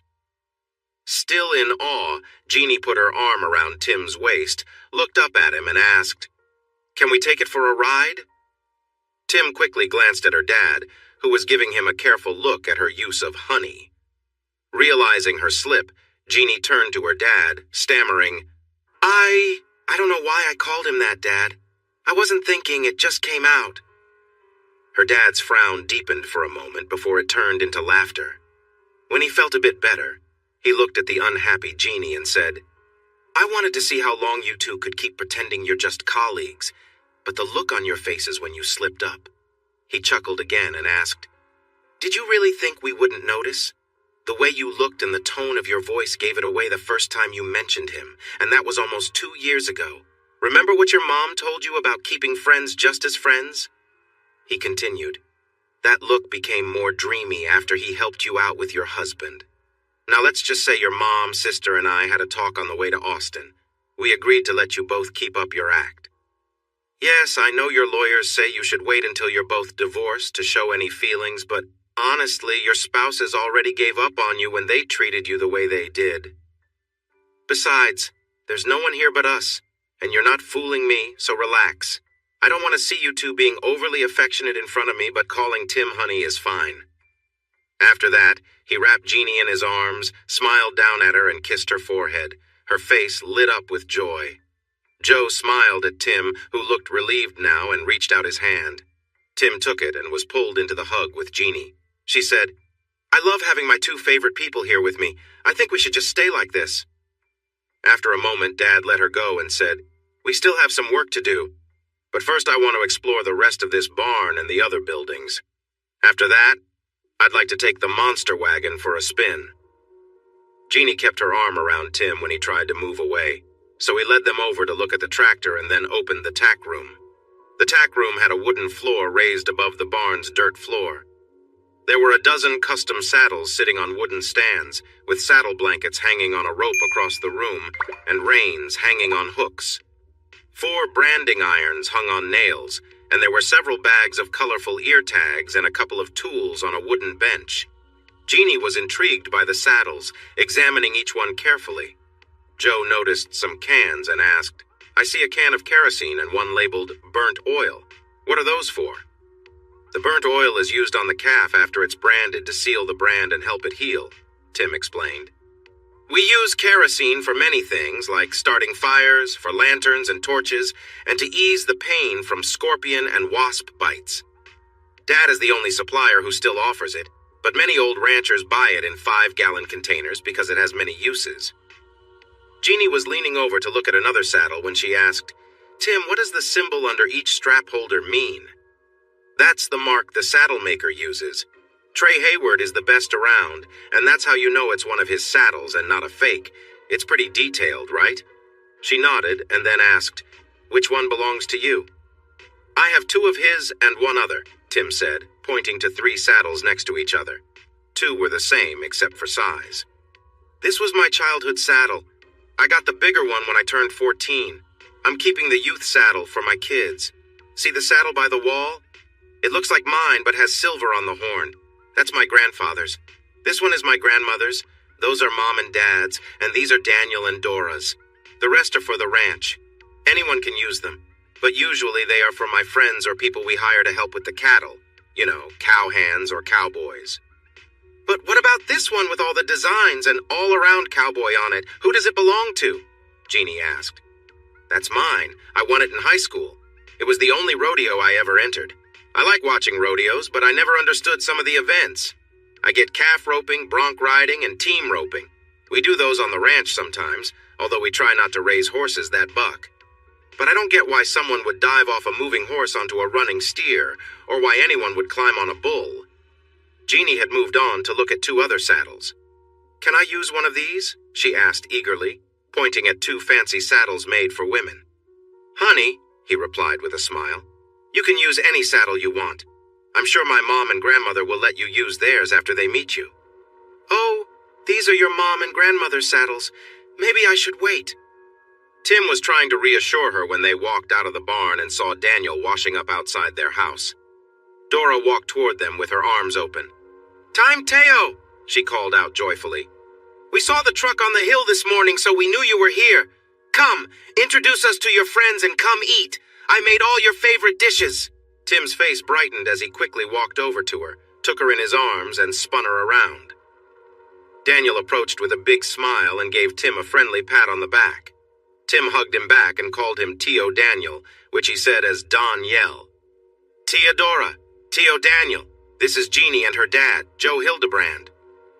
After they finished shaking hands and exchanging greetings, Tim explained, "They are here to help me with a problem, and I'll need your help too. But first, let's eat.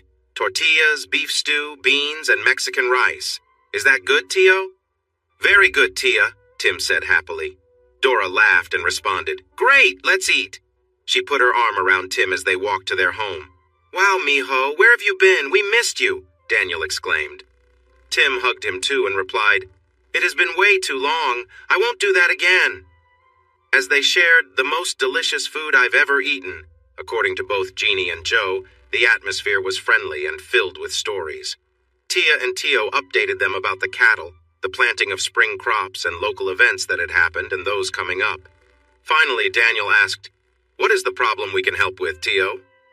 Tim started to explain briefly, but Dora wanted to know more. She frowned when she heard about Karen's actions that led to the current issues. When Tim mentioned the injuries from the earlier attack, she let out a Spanish expression of shock. "So that's why you're moving differently and flinch when I hug you. Where were you hurt?" Tim showed her the injuries, and she expressed her anger about the people who hurt him. Daniel, a World War II veteran, listened carefully, and his expression grew serious as Tim spoke. "So, Teo, have you told your brothers?" Tim told him he hadn't because they wanted to assess the situation first. Daniel shook his head. "No, mijo, you need to tell them now. You can use our phone." Tim walked to the phone and called Wildman at his office in New Braunfels. Wildman answered on the second ring, and Tim said, "What's up? How are you?" "Good, good. There's a big party at the Mendez Ranch until tomorrow night. Can you come?" Will paused and replied, "Really? Sure, I'll bring my cousins. What time?" "About 7, more or less. It's fine to invite everyone," Tim said. Okay, brother, see you tomorrow, Will replied before hanging up. The plan is set, Tim thought as he returned to everyone. I hope for the best. Jeannie looked at Tim curiously and asked, You speak Spanish? Sure, pretty much everyone here speaks both languages. Or rather, three, because our main language is Tex-Mex, he said with a smile. They required us to learn 2 foreign languages in high school. Teodora said, Without Timateo's help, my son would have struggled in Spanish and wouldn't have graduated. I don't know where they use that kind of Spanish, but it's not in Texas or Mexico. Daniel asked if the celebration would be in the shed and corral again.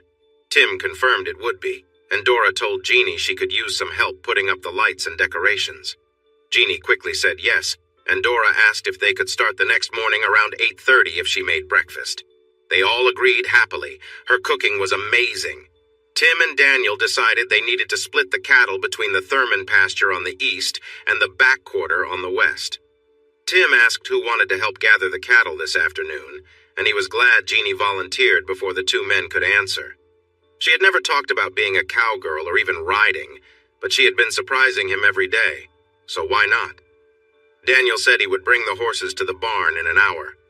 Tim turned off the charger and the old power wagon started right up. Jeannie and Dad joined him in the front, and they drove along the ranch roads for an hour, looking for any problems and places to set up defenses. Once the cattle were safely separated on the 320-acre Thurman pasture and the 160-acre western section, they could set up watch points and traps without worrying about the cattle getting hurt. Back at the barn, Tim insisted everyone wear chaps, a jacket, and a hat. Jeannie looked a bit uncomfortable in the outfit, but Tim thought she looked cute. She chose a saddle blanket, reins, and Tim's grandmother's saddle, and then squealed with joy when Daniel offered her the shiny black mare with a white star on her forehead, which they creatively named the Black Mare. Tim helped her get her horse ready, and then he tacked up his favorite mare, Blue. The blue roan was happy to see him, nuzzling his face. He gave her a handful of sweet feed and rubbed her neck before putting on the bridle and saddle. After checking that he was a skilled rider, Daniel mounted Joe, a red quarter horse that was excellent for cutting. He then took the big black stallion, explaining, He needs some exercise. He's getting a bit grumpy. They rode in a large loop around the herd of nearly 100 red Santa Gertrudis cattle, spreading out with Daniel leading, Jeannie on the right side, Joe on the right flank, and Tim on the left flank. The cattle were calm, and the lead longhorn steer quickly followed along as he had been trained to do. The ride was calm, but Jeannie and Joe quickly understood why wearing chaps and jackets is important. As they guided the cattle over the hill toward the ranch house, Tim turned to see his brother's pickup truck arriving on the ranch road. By the time they moved the cattle into the back pasture and secured the gate, the truck was parked behind them, with Nate sitting on the tailgate. Daniel closed the gate as he rode back, and then they headed toward Nate's pickup. Want a cold drink? Nate asked, opening the cooler. Everyone nodded, and Nate pulled out and opened 4 bottles. He looked at Joe and Jeannie and said, Sorry, all I have is Lone Star Red because that's what my little brother and Daniel drink. He got down from the tailgate, took off his hat, introduced himself to Jeannie and then to Joe, put his hat back on, and handed out the cold drinks. So, Miss Jeannie, are you a cowgirl by trade? Nate asked. She took a long sip of the cold drink, smiled, and said, Actually, this is my first roundup, but I can tell you're teasing me, just like your little brother does. Nate tilted his head and said, You did pretty well. You might want to keep a bit more weight in your stirrups, or you might feel sore tomorrow. Joe grinned. Tim and Daniel laughed, and Jeannie, with a light blush, looked at Nate and replied, I can see you really are Tim's brother. It's the first thing you notice when you arrive. Then she cheerfully added, Thanks for the tip, I definitely wouldn't want that. Nate laughed at her reply and said, Sorry, Miss Jeannie. I didn't expect Tim to bring someone without a sense of humor or confidence to meet our lively family and friends, but I had to check. Even with your cowgirl clothes on, you look quite put together for out here. Jeannie joined the others on the ground, turned away from them, bent over slightly, and asked Tim and Nate, Is everything okay back there? Did I hurt myself? Daniel and Joe burst out laughing. With Jeannie's shape highlighted by the leather chaps, Nate and Tim couldn't help but smile. What do you think, bro? Looks good to me. How about you? Tim asked. Nate tilted his head and said, "It's hard to tell from here. How about you come a bit closer, Miss Jeannie?" She stepped back a little toward them, stopping just beyond reach, and looked over her shoulder. The brothers leaned in and looked closely. Finally, Nate said, "I think you look great, Miss Jeannie, even with all that bouncing." She squirmed playfully and asked, "Tim, do you think so too?" "Well, it might be even better than that," he replied. "But yes, I think you still look perfect. However," he added as he reached out, "I'd need to take a closer look to be sure." Jeannie quickly stepped away and waved her fingers at him, saying, "No touching, I'm a bit sore." She laughed, took a big gulp of her drink, winked at both brothers, and then went back to pet her horse. "She got y'all good. Looks like you finally met your match," Daniel said with a smile, and the brothers nodded shyly. Joe chuckled at his daughter's fun spirit and wondered why it had taken her so long to show it. The mood became serious when Nate asked Tim, "So I hear there's a party tomorrow evening at Daniel and Dora's, and you're all invited. What are we celebrating?" "Nate, you don't need to worry about this. You're expecting, and I don't want to." Nate cut him off. "What are we celebrating? Linda and I will decide if we want to come after we hear what it is." Tim hesitated a bit before Joe and Jeannie stepped in to share the difficult story. Tim listened quietly as they explained while Nate continued to ask questions. When they were done, Nate placed a hand on Tim's shoulder and said, "Wow, I never thought Karen would get mixed up in something like that. You seem to be handling this better than I would expect. Are you okay?" Tim looked down and then at Jeannie before saying, "I've had a lot of support from friends and some time to think. I won't ever be okay with what she did, and I'm unsure about my boys, but right now I'm focused on keeping Jeannie and myself safe and making sure my sons, Karen, her family, and my lawyers stay out of trouble. As for the party, we will see who is still in and make some plans. If I'm still around after they come looking for us, I'll have to make some tough choices again. For now, I just want to keep everyone safe, and I want to find a way to make things right. I can't promise this will end well. I just want to make sure those who have been after us can't go after anyone else, so you might want to stay out of it. Most of the people involved will remain unnamed, but my brother. They will want to talk to you. You need a good story to explain why you were not here and why you were seen downtown at a restaurant and bar." "So where do you think I should go?" Nate asked. "Everyone important in this county would wonder why I was in town when the Los Ratones and Los Hermanos de la Brasada were dealing with the bad guys. Their opinion of me would matter more than mine or how Linda sees me. You know better than that, so stop it. Have I ever run from a fight? Have I ever let you down? Do you really think I would hide when people are after my little brother? Come on, you can't think that low of me." Tim looked down for a moment, then raised his head, his eyes filled with tears. "You know I don't. But the idea of you getting hurt, of your children never knowing their dad, really gets to me. Still, I know you well, so thank you. And I love you. My son will know his father and his uncle. We've faced tough enemies before. We succeeded under your leadership, and we've won a few more since you've been away. Trust our group. We'll take care of you and that lovely lady." Jeannie approached them, tears in her eyes, standing between them as she hugged both. "We will be fine, Tim. With you two, Dad, Daniel, and those friends you call brush rats, we are going to handle these troublemakers." Tim jokingly squeezed her shoulder and said, "Looks like we're all okay, huh?" She stepped back, playfully hit his arm, and said, "Let's get back on the horses. I'm ready to ride, and I'll use more support in the stirrups. But you guys are going to stay in front of me the whole time, understand?" They took a quick stop by the house, where Nate dropped off food, supplies, and some equipment. He said he got them with cash from a couple of shows upstate and gave a wink. Or maybe they were found when some people ran away from trouble. I can't say for sure. Tim asked if the snakes got all of them, and Nate just shrugged. Joe looked over the gear carefully and said they were top-notch items. He especially liked the shotgun, claiming it would stop anyone coming through a door or window right away. Daniel watched closely. When offered a tool to use, he said he preferred his own and would stick with that. He drove Nate's truck back to the barn so Nate and the others could check out some of the spots and traps discussed by Joe and Tim. When they reached the barn, Dora shouted that Tim had received a call and needed to return it quickly. Tim hurried to the house and dialed the number she had noted. "Ranger Jim Boyd, how can I assist you?" Tim introduced himself and had a chat that made him thankful Nate was still around. Before hanging up, Tim promised to call back early the morning after the party to make final choices. He returned to the barn, where the horses were being taken care of and cleaned. Joe and Nate looked at him with curiosity. "What's the good news?" Joe asked. The ranger mentioned there are 2 officials elected statewide, a district judge, and 4 more lawmen involved. This includes high-ranking members of the State Highway Patrol and rangers, plus 2 state troopers. He said the governor called it quite a mess when he found out. He also said that nearly everyone involved had issues with minors, but not Karen. However, one person had a connection with both Karen and Jennifer, as did the sheriff, who is already in custody. So now we understand how information was leaking out when the higher-ups were informed. "If that's the good news, what's the bad?" Joe asked. It turns out Benton and Rogers were involved with a client of Benton's who has ties to a Mexican cartel.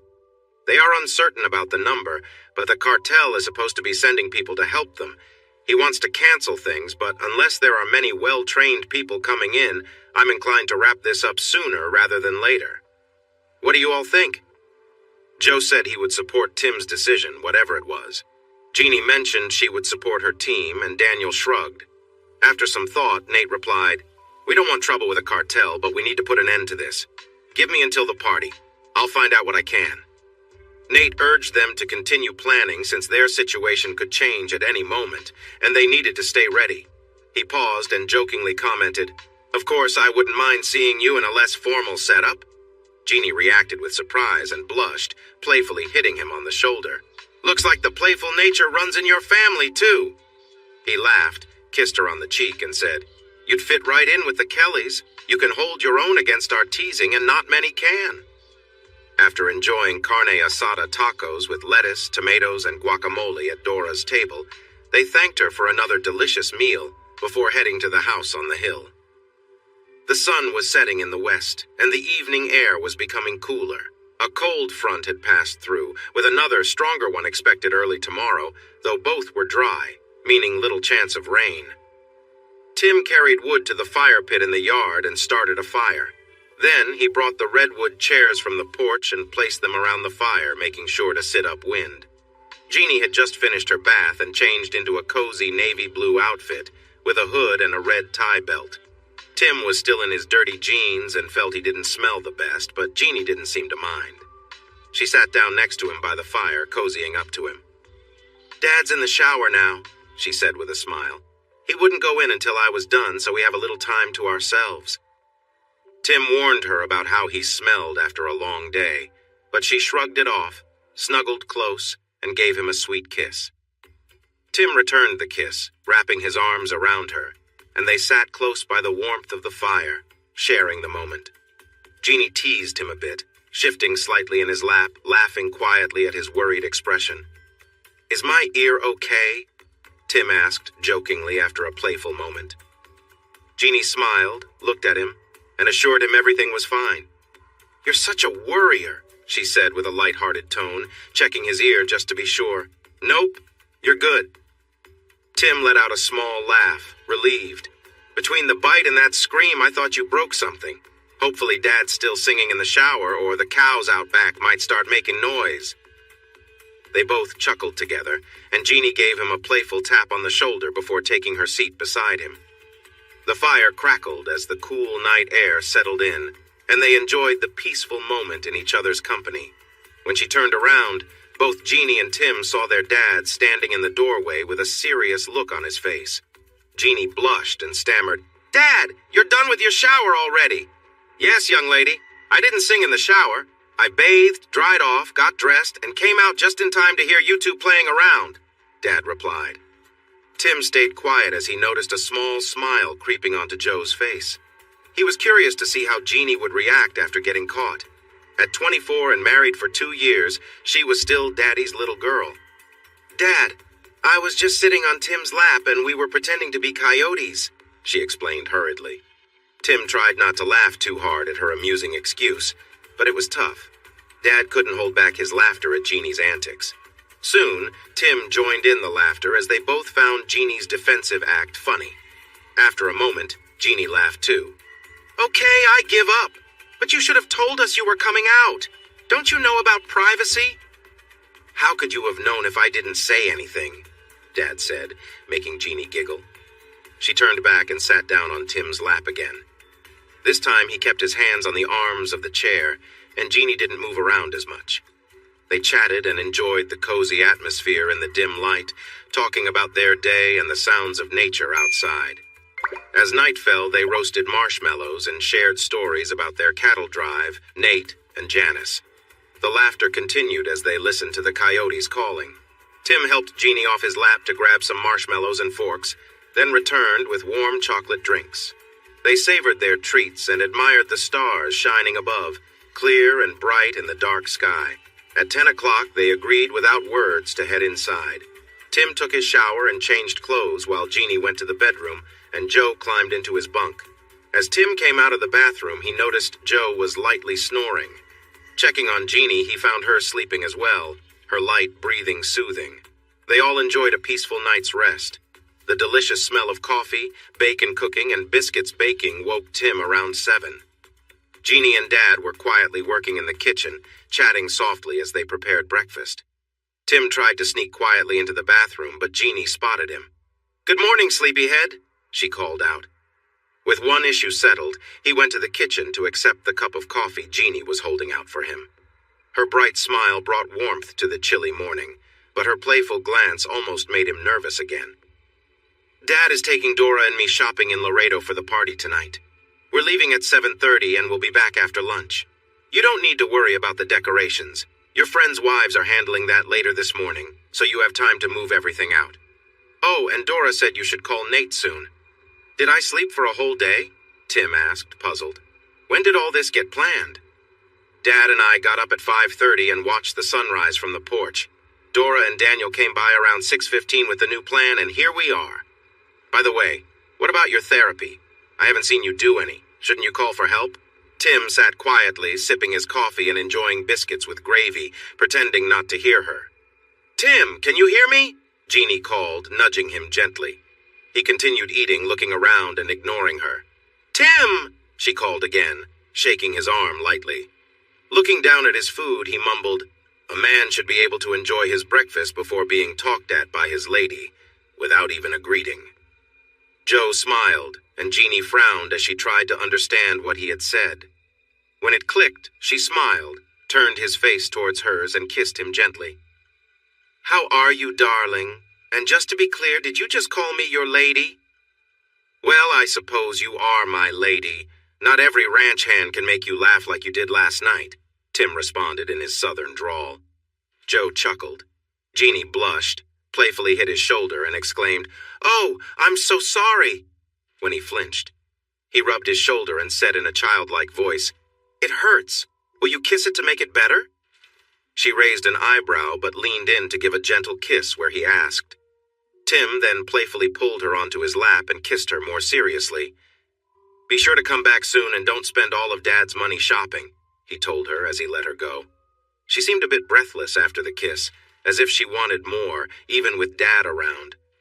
"No more kisses for you. It's almost 7:30. We'll have to see how nice you look tonight before I think about more kisses. Some of my old friends will be there, and they're very pretty." She playfully pushed him again, then covered her face and said, "I'm so sorry for hurting you." Tim laughed. "I was just teasing about it hurting. I think all the fresh air and exercise have made me feel great because I hardly feel anything anymore." "Best PT around?" Tim felt some improvement. His arm and leg were healing quickly, but they had more pressing issues to deal with. Tim got dressed and took the power wagon to meet Daniel and call Nate. Nate sounded excited on the phone. "You're going to love this, brother. Their friends aren't part of the cartel. They are those same wannabe gangsters we've dealt with before twice, actually, since you weren't there the second time. They can be dangerous, sure, but they aren't connected, not too bright, and not well-trained like real cartel soldiers. If we plan this right, we can stop them before they really begin. I'll be out with a couple of helpers in an hour. We're bringing some supplies and equipment. Can you run the irrigation well enough to overflow your tank and get some water in the creek between the hills? I'll explain more when I get there, okay?" "Sounds good," Tim said. "Dora is out shopping with Jeannie and her dad, so you might want to bring something for lunch. Daniel has the brisket cooked for the party, but we have too much to do to stop for lunch." Nate suggested, How about a tray of enchiladas from Tio Mauricio's cafe, a salad, and some soda? I bet Daniel can find some tortillas, too. Tim agreed that sounded delicious, but they might need a nap afterward. Tim and Daniel turned on the irrigation well. The holding tank filled up quickly and water flowed out into the creek. After turning it off, they talked about Nate's plan. Tim started smiling as ideas came to him, and then they went to the equipment shed to clear out space for the decorating team. There was an oil spot under the tractor, so Daniel used cat litter to soak it up. Then he pulled tables and chairs out of the storage building. Tim used a gasoline blower to clean the concrete floor, followed by a power washer to remove dirt and oil. By the time the decorating committee arrived, everything was set, leading to many hugs and warm welcomes. Tim recognized everyone, having known some of them well before they got married, and there were some friendly hugs exchanged. Tim used a ladder to connect the extension cord to the old-fashioned Christmas lights that hung in the rafters all year, then helped Daniel arrange the tables and chairs as the committee requested. The committee members covered the tables with decorations and hung colorful banners between the posts. The DJ arrived with his equipment, so the two men helped him set up the sound system with 6 large speakers. He checked the equipment and adjusted the sound for the open shed before heading back to town. The decorating committee greeted them with hugs and kisses before they soon left. Nate and Chi arrived just after they departed, and they shared lunch at an extra undecorated table to keep it clean and avoid trouble with the committee. After lunch, they talked about Nate's plan to deal with the intruders they expected to arrive in a few days. They made some changes after riding around the area they thought might be the battlegrounds. Tim insisted they wait to finalize anything until the colonel could share his thoughts. Chui, a fellow Vietnam veteran, offered many clever ideas for traps, but that meant they had to ensure everyone was aware of them. The shoppers returned around 3 o'clock instead of 1:30, with Joe's pickup truck full of bags. Dora got out, took 2 bags inside, and headed toward the house. Tim, Nate, Chi, and Daniel watched from underneath the palm arbor near the cattle pens. Joe waved to them from the truck window as he drove to the ranch house. By the time they all arrived, Joe and Jeannie were carrying in the other 6 bags. A few bags clearly came from Nuevo Laredo, but Tim also noticed bags from other stores. He wondered aloud how they managed to shop at all those places between 9 in the morning and 2 in the afternoon. Joe joked that he and Dora kept the other shopper on a short leash. I didn't know how long we would be here or what we would be doing, plus I didn't expect to be without a washer and dryer. I needed clothes, Jeannie explained. It looks like you bought a few, Nate teased. But is that really enough for a month? Not even close, but now I know where all the good shops are, Jeannie replied. Turning to Tim, she said, I got you and Dad something too. Nice leather belts with silver buckles from Mexico, new jeans, and Western shirts from Joe Brand. Tim looked at her seriously. You got 5 bags of clothes and we just got a belt, jeans, and a shirt? Isn't that a bit selfish? She smiled and said, Next time you can come with me. With the big party only hours away, Nate and Chewy headed to town. As Jeannie started her preparations, Tim took Joe on a tour of the chosen battlefield to get his thoughts on the updated plans, including the traps Chewy suggested. Like Chewy, Joe was a Vietnam vet and agreed that traps would be helpful in guiding the enemies into a designated area, adding a couple more ideas of his own. Though he was a bit unsure about Nate's plan to catch the enemies off guard, he agreed it could turn the situation in their favor if it worked.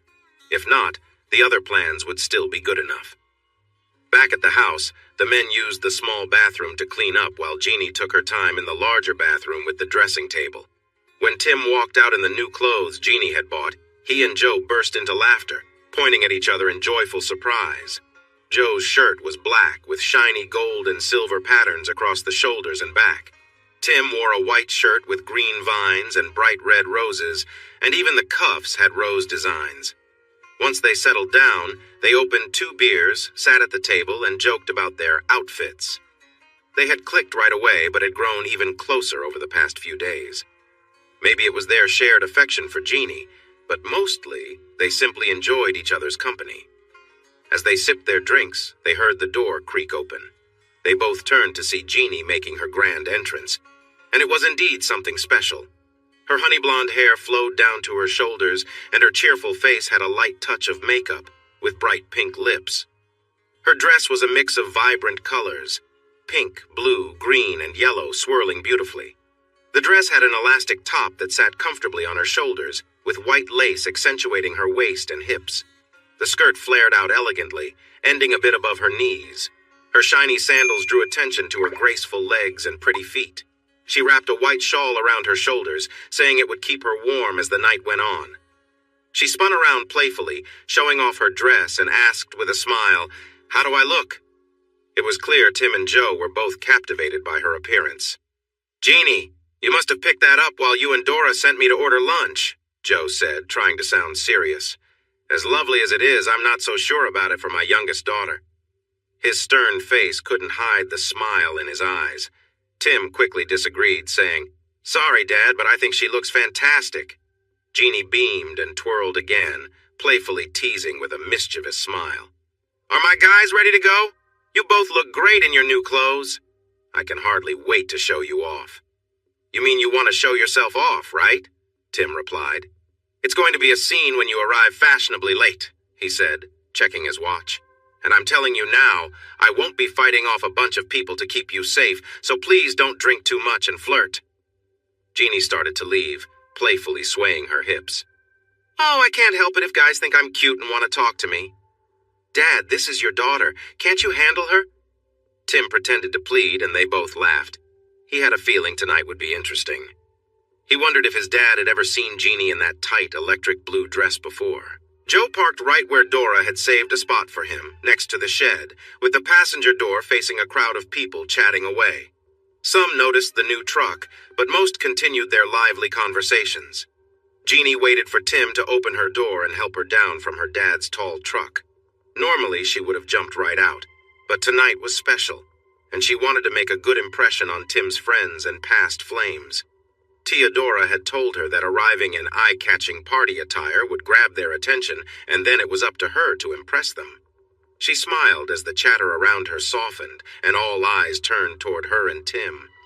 Tim looked amazing in his tight jeans and fitted shirt, with a black hat and boots. The shiny belt buckle drew attention to his flat stomach. Jeannie held onto his arm a little tighter, enjoying the moment.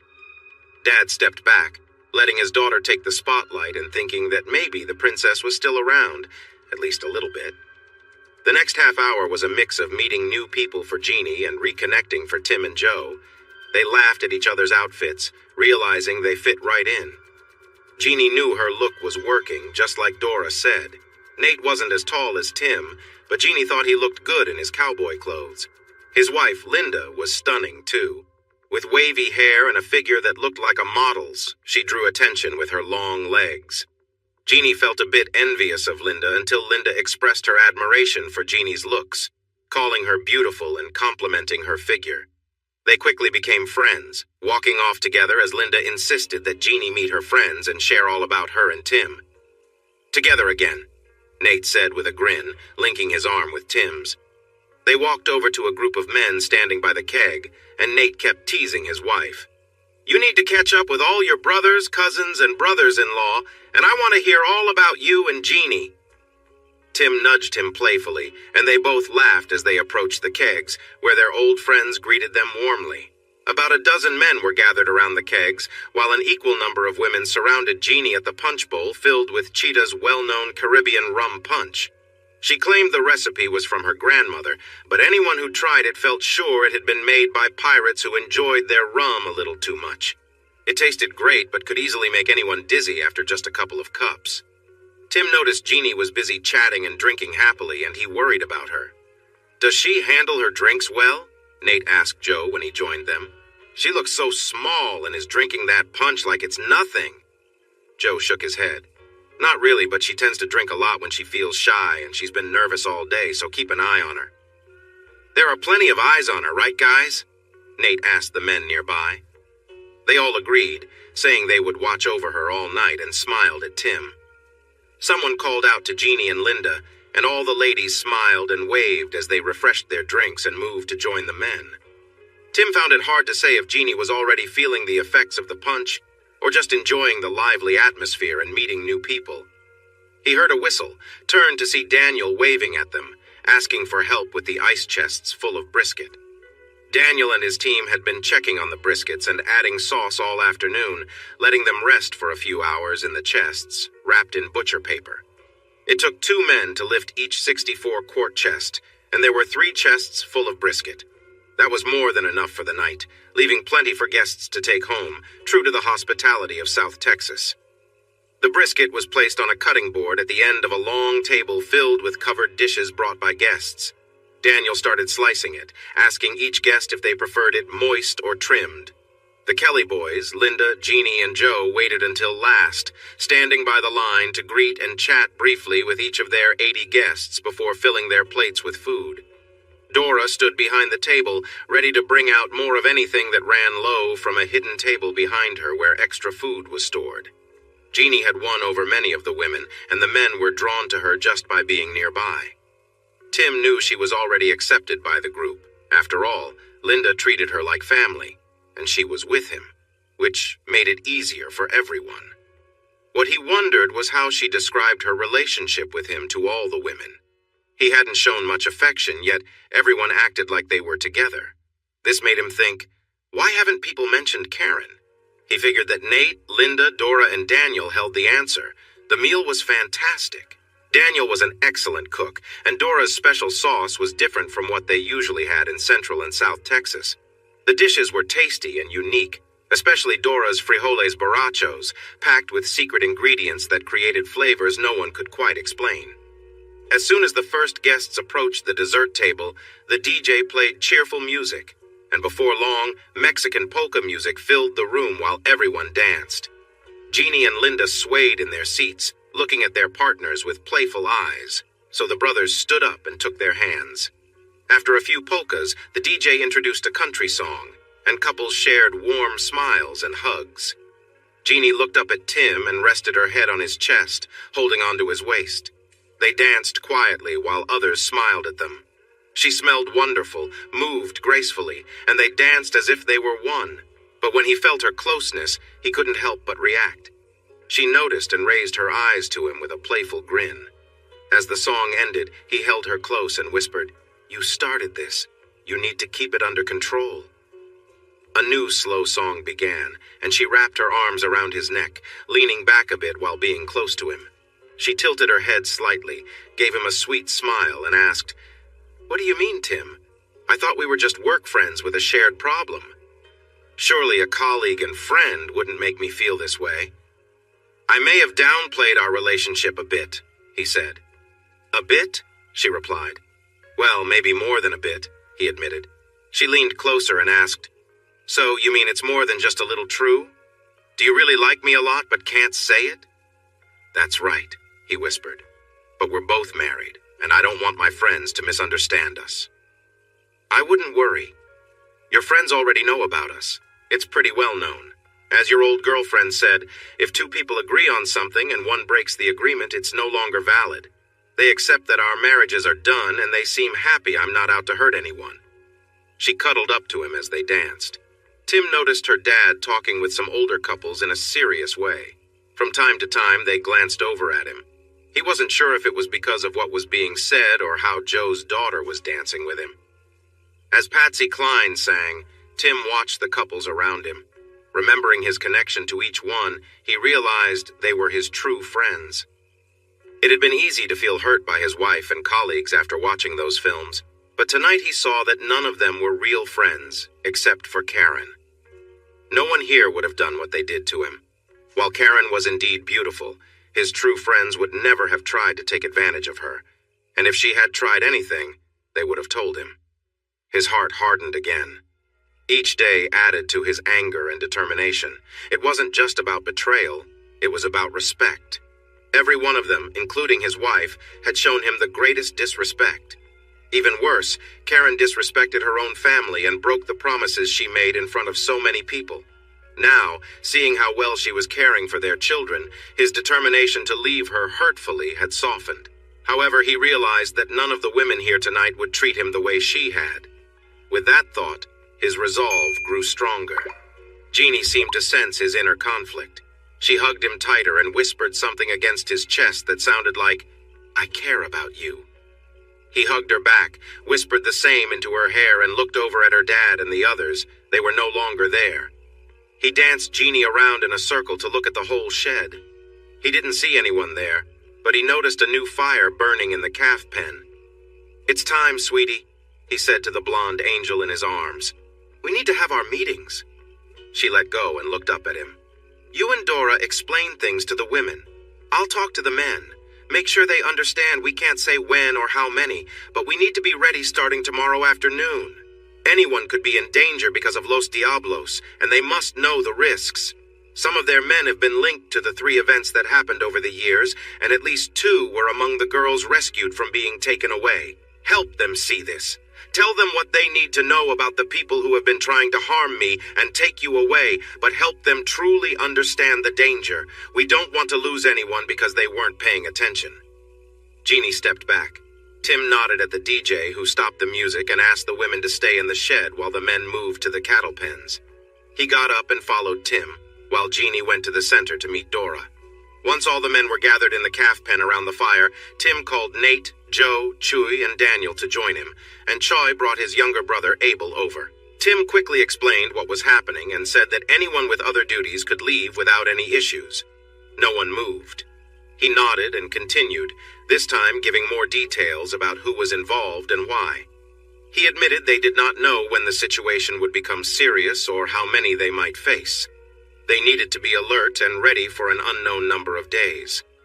He emphasized that because of Los Diablos, some or all of them could be at risk, as could their families, and he told them the women were being informed about this in the shed, too. As for planning, he asked Nate, Joe, Chi, and Daniel to share their ideas. Nate presented the plans, Joe added more details, and Chi and his brother discussed the traps and materials they would need. Daniel talked about his role, focusing on communication before, during, and after the event. He turned to the 2 deputies who were off duty and not in uniform and asked them to explain what they would do. Jose nodded to Jesse, who replied, "You all know Miguel, and he knows you, but neither the sheriff's office nor state law enforcement will step in until something happens, and that could be too late. He asked us to follow the law, but more importantly to respect what the law is meant to do, which is to protect people from criminals. His office and other law enforcement agencies are worried about the rumors they are hearing. Rumors have spread about a troublemaking gang in South Texas that has been involved in plans to harm and kidnap people due to a long-standing grudge. Starting tomorrow, one of us must be here at all times, driving cars without markings and equipped with top-notch radios. If any intruders come onto the ranch, we will communicate in code via the radio and help protect those in danger. Other deputies will be stationed along the roads leading here to alert us if they see anything unusual.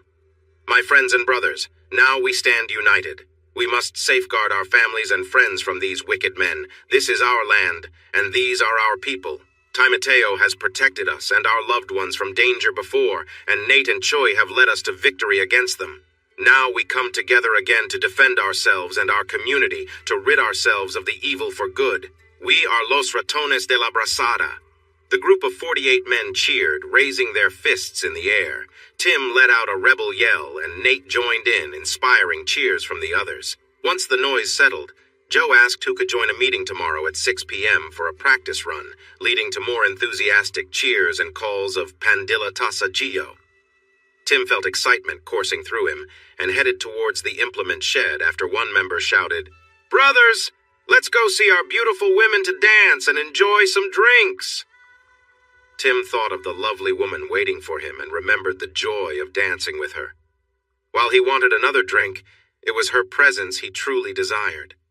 The beautiful women greeted their returning men with joyful cheers, and warm hugs were shared all around. The DJ started the music again, playing lively polkas and salsas, then got the men excited with the traditional Jarabe Tapatio dance. There weren't many hats, and the dresses were shorter than usual, which meant the spinning women showed off even more of their legs. Tim was pleasantly surprised to see Jeannie knew the dance, but was especially amazed by La Guerra Bonita, who received the loudest cheers when it was her turn to perform last.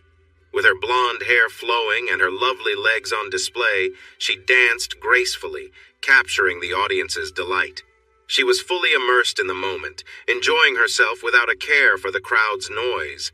After all, she told him later, she had years of experience dancing for larger crowds, and she was dancing just for him.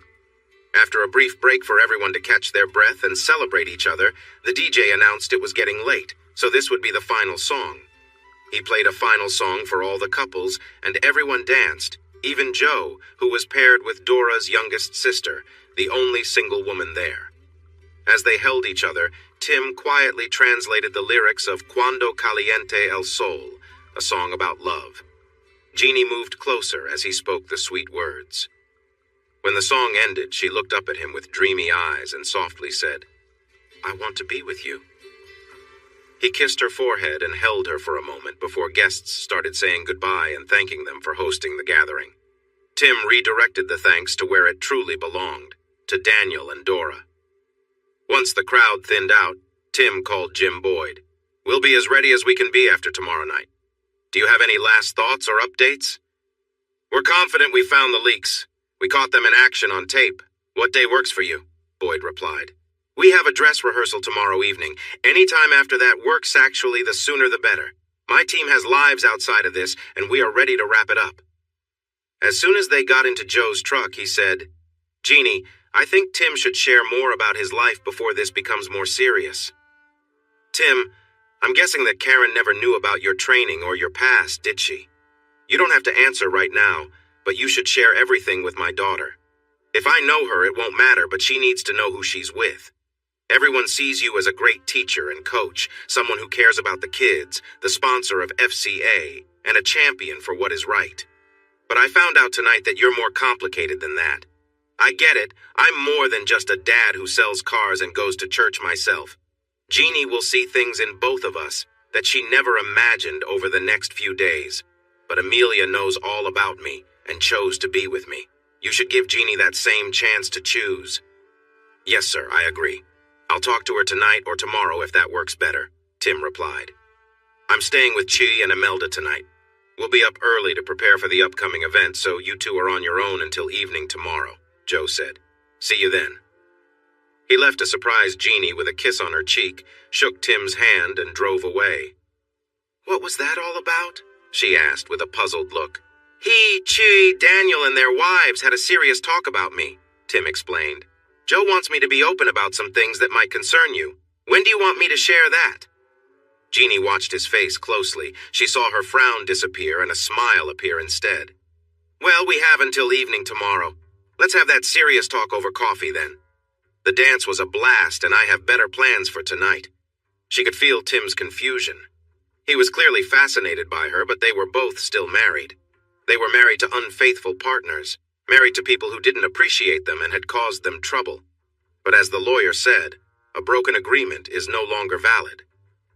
Once she got him inside the dimly lit house, she turned to face him, pressed her body against his, and pulled his head down for a kiss that she hoped would show how she felt about him. His hands explored her figure, gently moving toward her curves. She adjusted a bit, teasing him with the strength she felt inside. Tim seemed unsure, but she could sense his inner struggle. They broke the agreement, not us. If one side does not follow through, it means the agreement is over. I know my dad worries about your past, but it doesn't matter to me. I love who you are now. We'll see how you feel in the morning, Tim said softly, resting his head near hers. Tonight, I want to show you how much you mean to me. If you decide you don't want anything to do with me afterward, that's your choice, and I will respect it. Honey, I know more than you think, Jeannie replied confidently. The women weren't just waiting around while you talked. They were discussing events and how you helped many of them when they needed it. I might seem naive, but I understand my dad better than he realizes, and I know you more than you think. She looked deeply into his eyes, her voice dropping to a more intimate tone, and challenged, Tonight is going to be unforgettable, Tim. Are you ready? When Tim opened his eyes, he found her golden hair on his face, her head resting on his shoulder and her leg draped over him. He felt her warmth next to him. He gently shifted so he could touch her back and admired the softness of her skin. He turned slightly to get a better look at her. It can't be as perfect as it seemed last night, he thought. But he quickly realized his senses told a different story. Tim admired Jeannie's presence in the morning light. She was graceful, intelligent, and kind, and he had always been drawn to her since they first met more than a year ago. Jeannie had an easy way about her, whether she was coaching or simply talking. Her style and charm, along with her natural beauty, had always caught his attention. He had seen her in various outfits, from professional clothes to casual wear, and even an elegant blue dress. But nothing had prepared him for how stunning she appeared the previous night, when they shared an intimate moment. As they sat together, Tim held her close, thinking back to the night before. It had started like any other time, with gentle kisses that grew more intense as the night went on. There was a new energy between them, something more passionate, and their connection deepened in ways neither of them had fully experienced before. Jeannie's usual calm demeanor shifted, showing a side of her that surprised Tim. She was full of confidence, wanting to explore their relationship with more intensity. It wasn't just a moment of tenderness, but one filled with strong emotions, and they both felt swept up in the excitement of it. Their time together was powerful, but Tim knew that what mattered most wasn't just the heat of the moment. It was the way they connected emotionally, how well they understood each other, and how they always found comfort in each other's company. As they sat by the fire, quietly enjoying the peaceful morning, Tim was reminded that their bond went far beyond any single moment. Jeannie smiled up at him, her usual playful nature returning. Tim responded with a warm smile of his own, knowing that whatever came next, they would continue to face it together. The sun began to rise, casting a soft glow over the yard, signaling the start of a new day. Tim held Jeannie close, appreciating the warmth of the moment between them. He admired her beauty and grace, feeling lucky to be so close to someone he had quietly admired for so long. As they shared a tender embrace, their connection deepened, with soft kisses and gentle touches that felt meaningful and intimate. Their shared time was filled with affection, but there was a calmness between them as well, something that felt comfortable and right. Tim kissed her softly, letting the moment unfold naturally, enjoying the closeness they had built over time. Jeannie smiled warmly at him, her eyes reflecting the care and trust they had in each other. They sat together, enjoying the simple pleasure of being near one another, letting the peacefulness of the night wrap around them. Tim couldn't help but feel a deep sense of appreciation for her, not just for how she looked, but for who she was, a kind, intelligent woman who had been a constant in his life for over a year. As they spent time together, the connection they shared felt like more than just attraction. It was built on mutual respect and understanding. Tim held her hand, and they both relaxed into the quiet of the evening, grateful for the time they could share in such a peaceful way. Their bond grew stronger in those moments, not through words or actions, but simply by being there for each other, enjoying the warmth of their friendship and the trust they had built over time. The evening passed gently, with the soft glow of the fire lighting their faces, and the night surrounding them with its calm embrace. She sighed softly and tried to pull him closer, but he held back gently. He moved down her left leg, placing soft kisses along her thigh and then under her knee, before continuing down to her boot. He took off her boots and socks, then massaged her feet while kissing each toe. Her eyes were dazed, focused straight ahead as if in a dream. As he shifted to her right leg, he took his time, drawing out the moment. When he began kissing his way up her thigh, she begged, "Please, Tim, I can't wait any longer. I'm so ready, just stop teasing." He looked up at her and said, "Now you understand how I felt waiting while you crossed and uncrossed those lovely legs, or leaned over my shoulder in the office. You know what you've done. Tonight, I want to make it right." "No, Tim, I need you now," she pleaded. "I've wanted this for so long. It's been 18 months. You can't imagine how I felt when you flirted with me and showed off." She remembered a time when she stood by his desk asking questions. He smiled as he explained things, his fingers brushing lightly along her leg. She had pulled back, feeling a mix of emotions. They were both married then, but things had changed, and now she wanted him completely. "You want me to make you feel good, Jeannie?" he asked playfully. "You want me to kiss you until you can't take it anymore?" Her breath caught when he touched her, and her body responded eagerly. "You're feeling brave tonight, aren't you?" he teased. "Just for you, please," she whispered. Her voice faded as he continued his gentle caress, and her entire body reacted as he touched her in ways that made her heart race. A sound of joy escaped her lips, and in that moment, everything else faded away as she felt overwhelmed by the connection they shared. Eventually, she relaxed, resting against the table, feeling safe and content. Tim admired Jeannie, taking in the quiet moment. She was still and relaxed, a peaceful calm after an intense connection. He gently held her, feeling her heartbeat slow and steady, and smiled to himself, proud of the bond they shared. They had spent the evening together, growing closer in ways that transcended words, a connection that was built on mutual trust and understanding. He called her name softly, checking to make sure she was okay after the overwhelming emotions they both experienced. She didn't respond immediately, but Tim knew she was fine, just resting, worn out from the intensity of their time together. He let her rest for a moment longer, watching over her with care. After a few quiet moments, she stirred slightly, and Tim gently lowered her legs, making sure she was comfortable. He was proud of how close they had grown, and he knew that what they had was special. He chuckled softly, thinking about how much they had shared. As Jeannie opened her eyes, still looking a bit dazed, she whispered, "Not here. Let's go to your bed. I think I bumped my head." She gave a soft laugh, clearly exhausted but content. Tim helped her up gently, guiding her with care. He smiled down at her and said, "Let's make sure you're comfortable." With that, he led her to a quieter, more comfortable space where they could rest and enjoy the calm after an emotional evening. In that quiet room, the two of them found peace, knowing that their bond had deepened in a way neither had expected. The night had been intense, but it had also been filled with respect and understanding, something they both cherished deeply. They lay down together, simply enjoying the comfort of each other's presence, ready to face whatever came next. Tim noticed how close Jeannie was to him, and the intensity of the moment filled the room. He held her gently, helping her feel at ease as they moved together. Their connection was strong, and the way they communicated without words made it clear how much they trusted each other. Tim was careful, making sure that everything was comfortable for her. Jeannie responded, though she was a bit overwhelmed by the closeness of their bond. She let out a soft sigh, showing how much the moment meant to her. They moved in sync, both fully present and in tune with each other's emotions. Tim adjusted, making sure she was at ease as they continued, their rhythm steady and calm. When the emotions became too intense, Jeannie let out a quiet gasp, leaning into him for support. Tim held her securely, smiling gently as she adjusted to the closeness.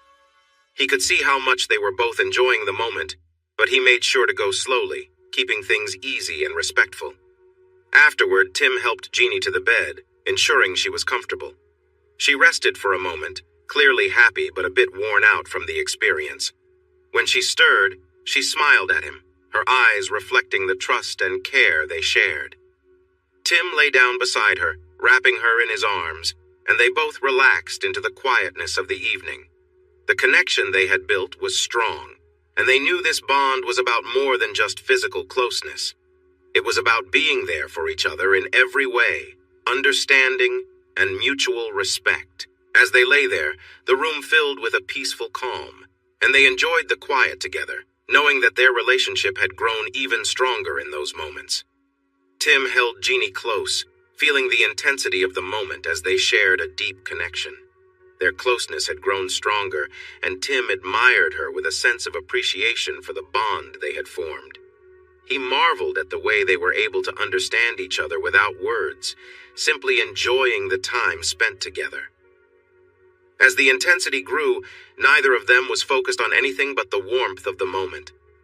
Tim felt a rush of emotions, holding Jeannie tightly and enjoying the peace that followed. They stayed close, feeling a sense of satisfaction and contentment from the connection they had just shared. Tim smiled down at Jeannie, and she looked up at him with sparkling eyes. She laughed softly and said, "I had no idea it could feel so special. You've really made this unforgettable for me." Tim chuckled and responded playfully, "You think so? Well, it's not just about me, it's about how well we connect." Jeannie giggled, clearly enjoying the light-hearted exchange. "It's definitely the connection and everything else too. she teased with a wink. They both laughed together, enjoying the peacefulness after their intense time together. They knew that what they had was something meaningful, built on trust, respect, and mutual understanding. As they lay side by side, the bond between them felt even stronger, and they quietly relished the closeness they shared, content in each other's presence. Jeannie sat close to Tim, resting her hand gently on his chest. She smiled, clearly feeling at ease, and looked into his eyes. There was a playful glint in her expression as she spoke softly. "I feel like I've found a whole new side of myself," she said with a light laugh. "I never knew I could feel this way, and it's all because of you." Tim smiled back at her, appreciating her openness and the bond they had formed over time. "I think we just connect in a way that works for both of us," he replied. "It's something special." As they sat there together, the connection between them deepened, and they shared a quiet moment, reflecting on how much they had grown closer. Jeannie rested her head on Tim's chest, feeling content in the calm of the moment. "I've never experienced anything like this before," she murmured. "You've made me feel things I didn't know I could feel." Tim chuckled softly. "I guess we've been getting to know each other for a long time now. Maybe that's why everything feels so natural." Jeannie nodded, clearly in agreement, and let out a small laugh. "It does feel like we were meant for each other," she said quietly, her head still resting on his chest. "Whatever it is, I'm just glad we're here together." They stayed like that for a while, simply enjoying the peace and the connection they had built. Their relationship felt strong, full of mutual respect and understanding, and they both knew that what they had was something special. As the night grew quieter, they rested together, feeling completely at ease, knowing that their bond was built on more than just physical closeness. It was something real, and it was theirs to cherish.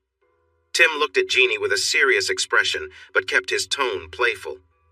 "I just want you to know, I'm not letting go of this. Whatever we've found, I'm holding on to it." With a joking pout, Tim added, "But you know, every time you pass out on me, you leave me hanging. What do you think? Maybe it's time I get my turn?" Jeannie couldn't help but laugh at his mock complaint. "All right, big guy, I'll try my best," she teased. "Even if I can't keep up, you just do what you need to, okay?" Tim smiled, getting up from the bed. He playfully told her, "All right then, let's make this about me for once." He guided her gently, positioning her on the bed in a way that made her comfortable. The mood was lighthearted, and they both laughed together, enjoying the moment. As Tim moved closer, Jeannie glanced back at him with a playful grin. She was clearly having fun, and the mood was one of mutual teasing and affection. They shared a moment of closeness, filled with trust and understanding. Tim gave her a playful tap, and Jeannie responded with exaggerated squeals, pretending to be hurt. They both laughed, the lighthearted atmosphere filling the room. The teasing continued for a bit, with them both exchanging smiles and laughter, showing how comfortable they had become with one another. After a while, they settled into a more relaxed moment, sharing a quiet connection. Tim wrapped his arms around her gently, and they both enjoyed the closeness without needing to say much. The night was peaceful, filled with warmth and affection, as they held each other close, feeling content and at ease. Their bond had grown even stronger, built on trust, understanding, and mutual care. With the playful teasing over, they found a quiet calm together, cherishing the connection they shared, and knowing they could rely on each other no matter what. Jeannie lowered her head, watching Tim's strong movements as he held her close, completely captivated by their connection. She felt a wave of warmth and closeness, the bond between them deepening with every moment they shared. As she shifted slightly, Tim gently pulled her head back, adjusting the way they were together. She could feel the intensity building, her heart racing as they both moved in sync. All she could do was whisper his name, overwhelmed by the closeness and intensity of their time together. The feelings continued to build, spreading from her head to her toes, until everything seemed to come together in a rush of emotion and connection. They both cried out, completely immersed in the moment, as their bond grew even stronger. Afterward, Tim lay beside her on the bed, holding her close. Jeannie snuggled up against him, enjoying the comfort of his strong arms around her. She whispered his name, telling him how much she loved the way they connected, how special he made her feel. Tim smiled, teasing her a bit, saying she was the most beautiful woman he had ever known. Jeannie playfully elbowed him, laughing at his teasing. "So that's all I am to you?" she joked, pretending to be offended. He laughed, kissing her gently. "You know I'm just teasing," he said. "You're the best, and I love you." She couldn't help but smile, feeling warm and happy. Okay, she said with a playful sigh. "But I'm not going to put up with your teasing all morning. I'm going to make us some coffee." Jeannie got out of bed and gave him a playful look before heading toward the kitchen. As she walked away, Tim smiled, watching her with admiration. Before she left the room, Tim called out, "Hey, don't forget to grab some cleaner for the table. We made quite a mess last night." Jeannie turned to look at the table, her eyes widening as she realized they'd have to clean up. She gave him a playful look of mock horror, knowing they'd have a good laugh about it later. Together, they had shared an unforgettable night, and as they moved into the new day, they knew their connection would only grow stronger with time. She felt embarrassed and a little strange, but there was something about that feeling she found enjoyable. She quickly made some coffee and returned to the bed. "Since all you care about is how I look, I guess you should be with me again. If you can," she teased. He lay on his back under the sheet and told her, "I will always be here for you. I care about you." She kissed him eagerly. One hand touched his back while the other explored her own body. "Ow! Now I feel sore. Maybe we should drink that coffee now," she suggested. He moved closer, and they shared an intimate moment together. She moaned softly, feeling a rush of sensations. After a while, they both relaxed, feeling a mix of exhaustion and satisfaction. After some time, she got up and went to the bathroom to shower. He attempted to follow, but she closed the door and said, "No more of that, I need a little time. Please take your shower in the other bathroom and let me be," she said playfully. He heard her laugh and then the water started running. He decided to take his own shower. By mid-morning, they poured their first cups of coffee and felt very hungry. "Should we have breakfast or go right to lunch?" Tim asked. She glanced at the clock and decided lunch would be better. Tim went to his truck and brought back some brisket Daniel had put in the cooler earlier. Tim had seen him pack it along with some lettuce, tomatoes, and a jar of salsa. A pack of flour tortillas was resting in the sun, so they had everything needed for brisket tacos. The tacos and coffee were just what they needed, refreshing them. After cleaning up the table, Tim poured fresh coffee for both of them and invited her to sit with him at the glass table on the porch. Once they were settled, he asked, "Do you want to hear my life story, or do you have questions you'd like to ask?" Jeannie looked at him closely and replied, "You are the kindest person I know, always there for your friends and family. Everyone loves you for it. But when someone threatens your loved ones, you can be tough and unyielding. You are the best friend and the strongest foe anyone could have." That's what I was told. What else can you add? A lot of detail. That's the gist of it, but it doesn't really show the whole picture. Saying someone is hard as nails doesn't truly convey what it feels like to confront a person who has done terrible things to the girls he's harmed. It doesn't capture the scene where the place filled with those who hurt others is engulfed in flames. You can't hear the panic as people rush out, confused and desperate. You don't hear the feelings of those who survive, or their cries when they understand that sharing what they know won't save them. Describing them as hard as nails, unforgiving, and dangerous is fair, but doesn't tell the full story. So, Jeannie, if you want the details, I'll share them. I owe you that respect, and you need to know what you might face if you stay with me after the coming trouble.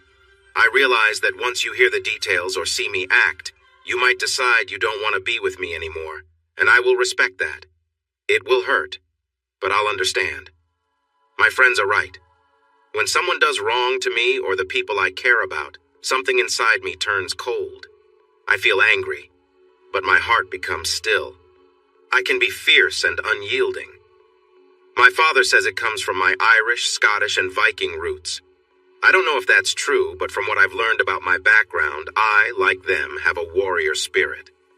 I never told Karen because I didn't want her to see me that way. I didn't want to scare her by showing that I can become someone fierce.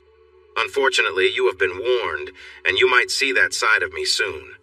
I can't hide it from you, hoping that I won't have to show that side again like I did with Karen. Your dad knows, and he understands. He has his own experiences. It worries him, but he knows he and your mom have built a good life despite his past. That doesn't mean we will, but at least we have a good example. Regardless, I will cherish every moment we have, whether that's just a day or two more. I'll care for you no matter what, even if it means from a distance." Jeannie's gaze stayed steady as she listened. She reached out, gently touched his cheek, and said, "I already see your heart, Timothy. I won't back away from the struggle, and I trust you to always treat me, our family, and our friends with kindness. I'm not afraid of what comes next or how you might act. We became one last night, and we will stay that way." Mom shared stories about Dad's time in the Army. She said he did things in the war he wasn't proud of, but it was necessary. Helping those girls who had been taken and harmed was part of war. When the enemy comes with plans to hurt you or take me away, that is also a part of war. You have to do what is right to protect yourself. I have a question for you, Tim. Am I strong enough for you?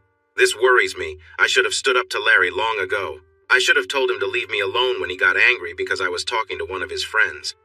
When we got married, I should have spoken up when he kept me from my family. I should have asked for help when he hurt me and said it was my fault. I felt weak then, but now I promise I will stand up for myself. Maybe that makes me a bad person too. I don't know. I just know that I get strength from you, and I hope I'm not taking too much from you in return." Tim smiled and gestured for her to sit with him on the soft love seat by the wall. He pulled her onto his lap when she got closer. She faced him, curled up against him, wrapped an arm around his shoulders, and kissed him deeply. After her bath, Jeannie wore a short, off-the-shoulder yellow dress with pretty designs, and she had cute sandals on. She seemed to have chosen to skip wearing anything underneath. Tim's hand gently moved along her leg. She broke the kiss, adjusted her dress, and pulled him closer. "Hey, can you two take a break?" Nate called out. "It's entertaining, and Jeannie looks amazing, but we have serious things to work on. Take a short break, go talk to Nate, and let's make important decisions before the coop meeting." Jeannie felt a bit embarrassed that Nate saw them, but she didn't pull away. She just looked over her shoulder and said, "Your timing is off, Nate. Just a few more minutes and I wouldn't have lost track of time." Tim lifted his head, adjusted her dress, and replied, "Joe said we had until 3. We're ahead of schedule." That was before we got the update that they're coming this afternoon and should arrive around dark. Tim laughed and shook his head, turning to Nate. "All right, man, let's focus. We've got things to do, so let's keep things moving." Jeannie stood up slowly, stretching and playfully teasing both Tim and Nate with her carefree attitude. She leaned over to give Tim a kiss, but Nate quickly looked away, feeling the playful tension in the air. Tim chuckled and lightly scolded her. "Jeannie, quit messing with Nate. He's already distracted enough." Jeannie, with her usual playful charm, turned to Nate and said, "Did I cause that, Nate? Maybe you should hurry back to your wife after this. Looks like you could use the break." Nate laughed it off, shaking his head. "You're too much, Jeannie," he said, smiling as he made his way to his truck. Once they were ready to leave, Tim grabbed his boots and jeans, and Jeannie slipped on socks and boots too. They walked over to Nate's truck, and when Jeannie tried to sit in the back, Tim winked and said, "Why don't you ride up front with us? I'm sure Nate can handle it." Jeannie grinned, adjusting her outfit as she slid into the middle seat between the two men. Nate tried his best to stay focused, but he couldn't help but glance over at her, clearly a bit flustered. He started the truck and with a smile muttered, "This gear shift is slick. Hope I don't slip." The three of them laughed, enjoying the lightheartedness of the moment. Jeannie, never one to miss an opportunity for a bit of fun, said, "So, Tim, do big personalities run in your family? Nate sure seems to have one, too." Nate chuckled, catching on to her teasing. "If Tim's the big guy, I'm right up there with him," he joked. Tim shrugged and played along, replying, "I wouldn't know. You'll have to ask his wife." Jeannie grinned at the playful banter, but Nate quickly added, "Only Linda gets to ask questions like that." They all laughed as they drove off, enjoying the playful mood and camaraderie, knowing they had work ahead but still appreciating the light-hearted moments they shared as friends.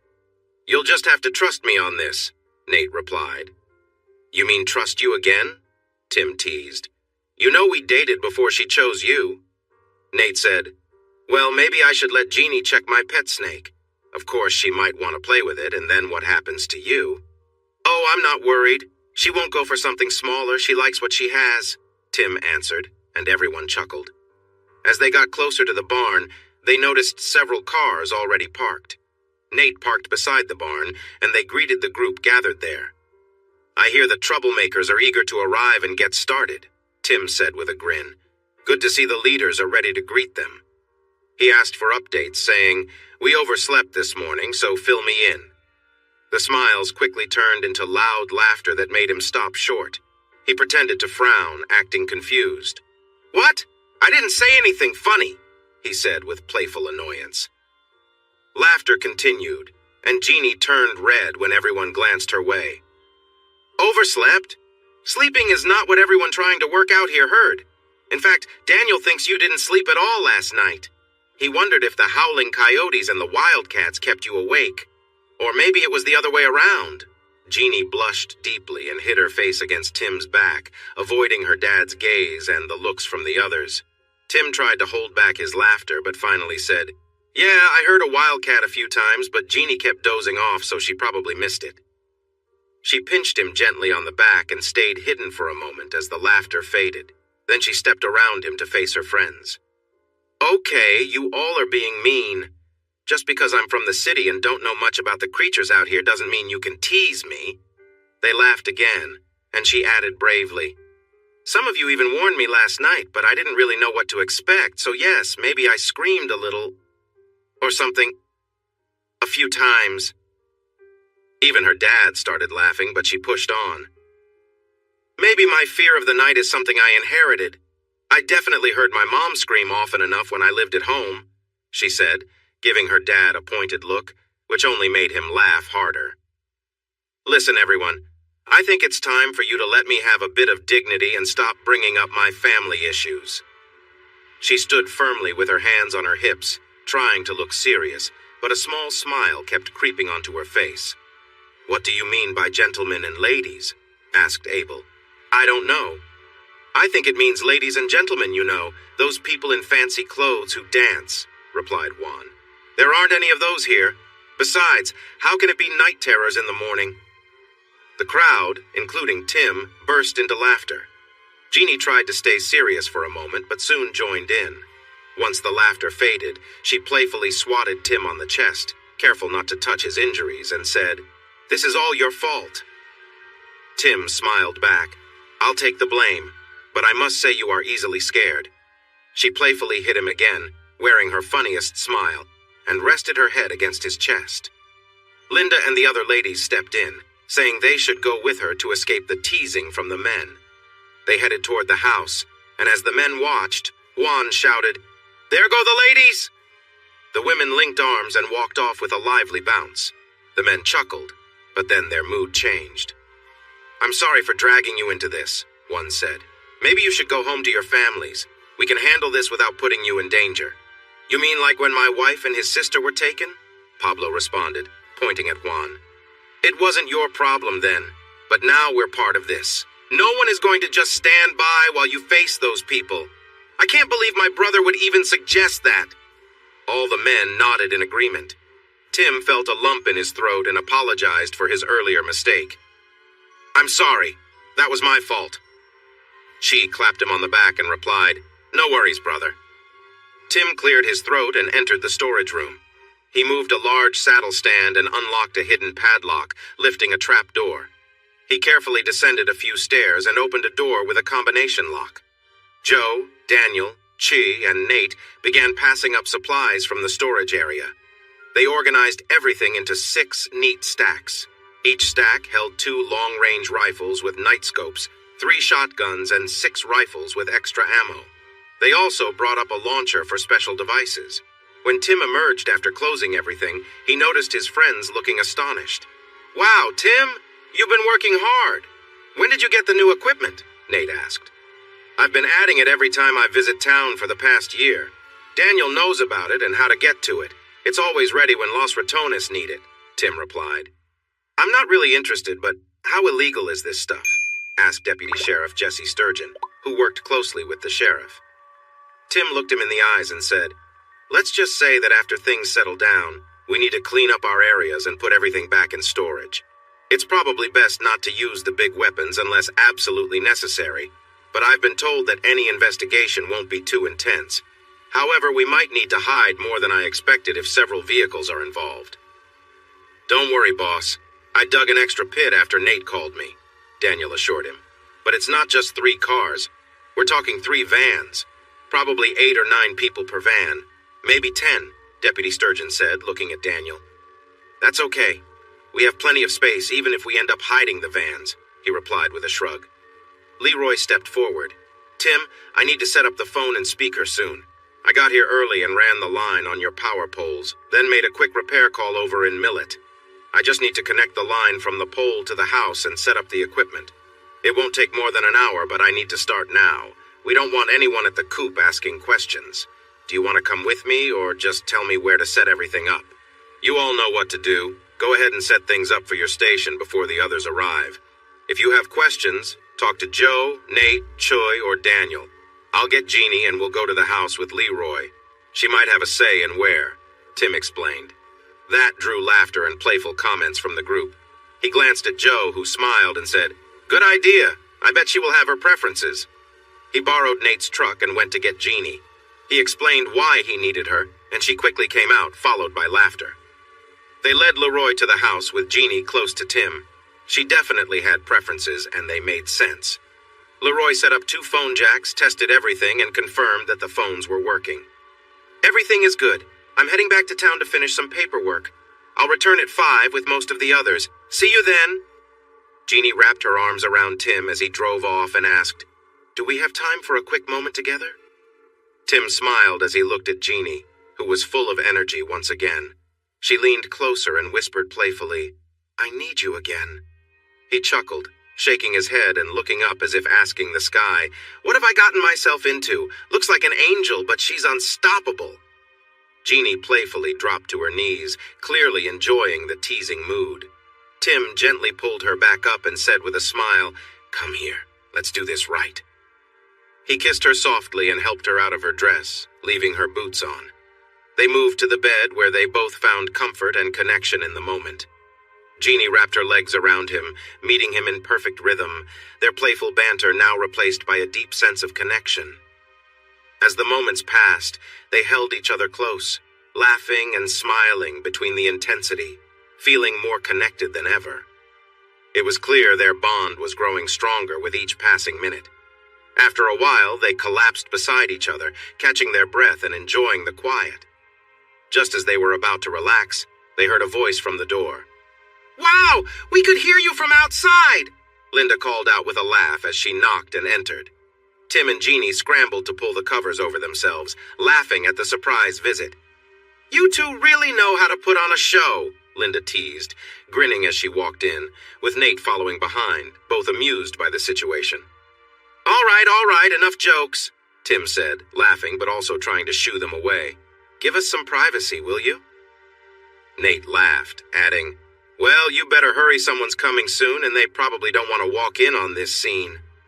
Jeannie gasped, realizing she was still in her boots, and quickly asked them to leave so she could get dressed. They left the room, laughing together as they walked out. Jeannie hurried to clean up, rushing into the bathroom. I can't believe this, she said, laughing to herself as she washed off and got ready. Tim, feeling much more relaxed now, stretched and casually pulled on his shirt. He joined Nate and Linda in the living room, where they all sat at the table, grinning like they had just shared a big inside joke. Soon, the sound of the shower turning off echoed from the bathroom, and they could hear Jeannie moving around as she finished getting ready. The mood was light, filled with laughter and the comfortable camaraderie of close friends. She came out of the bathroom and headed to the bedroom, but stopped in surprise when she saw her dad. She was fully dressed and looked nice, though her cheeks were a bit pink, and she seemed a little flustered. She looked at the table for a moment, giving everyone a chance to smile. Finally, she relaxed, lowered her hands, lifted her chin confidently, and walked over to them. Why are you showering in the middle of the day, Jeannie? Asked Linda with a playful grin. I felt hot and needed to cool off, Jeannie replied firmly. I can imagine, Nate laughed, which made the others join in. Kitten, should I start calling you Wild Kitten? Joe teased. Linda says even a pillow can't quiet you down. Really, Dad? Jeannie frowned with her mouth scrunched up. Is even my own father joking about me now? Hey, I wasn't making fun, Linda said quickly. I was just a little jealous. It sounds like you had a lot of fun. Jeannie winked at Tim and then sat in his lap. She gave him a quick kiss before turning back to Linda. Let's just say I've never had more fun. Being with Tim is a really amazing experience. Her dad covered his ears. Tim smiled widely. Nate laughed, and Linda, with a playful glint in her eye, mentioned, I wouldn't know about that, but his brother sure knows how to have a good time. It must run in the family. Everyone was enjoying themselves, joking and chatting, until the new phone rang. After a short call, Tim spoke seriously. Well, I guess we can't put this off any longer. A pickup with Rogers, Slaughter, Barnes, Hughes, and Benton left Lake Travis at noon. We don't know their exact route, but since they didn't go east, they'll probably head down 281 or take back roads. They plan to meet in San Antonio with a van from Del Rio, another from Seguin, and one already in San Antonio. We should expect them in the county around 5 p.m. I doubt they will come straight here, but we need to spread the word to be ready if they arrive during the day. I don't think they'll come until it's dark, likely closer to 8, but we have a few last-minute things to handle. Nate, should we call? Or are we all set? Let's call to confirm, but we should be fine either way, Nate answered. Joe, Jeannie, and Linda headed to Mendez's house to share the news in person.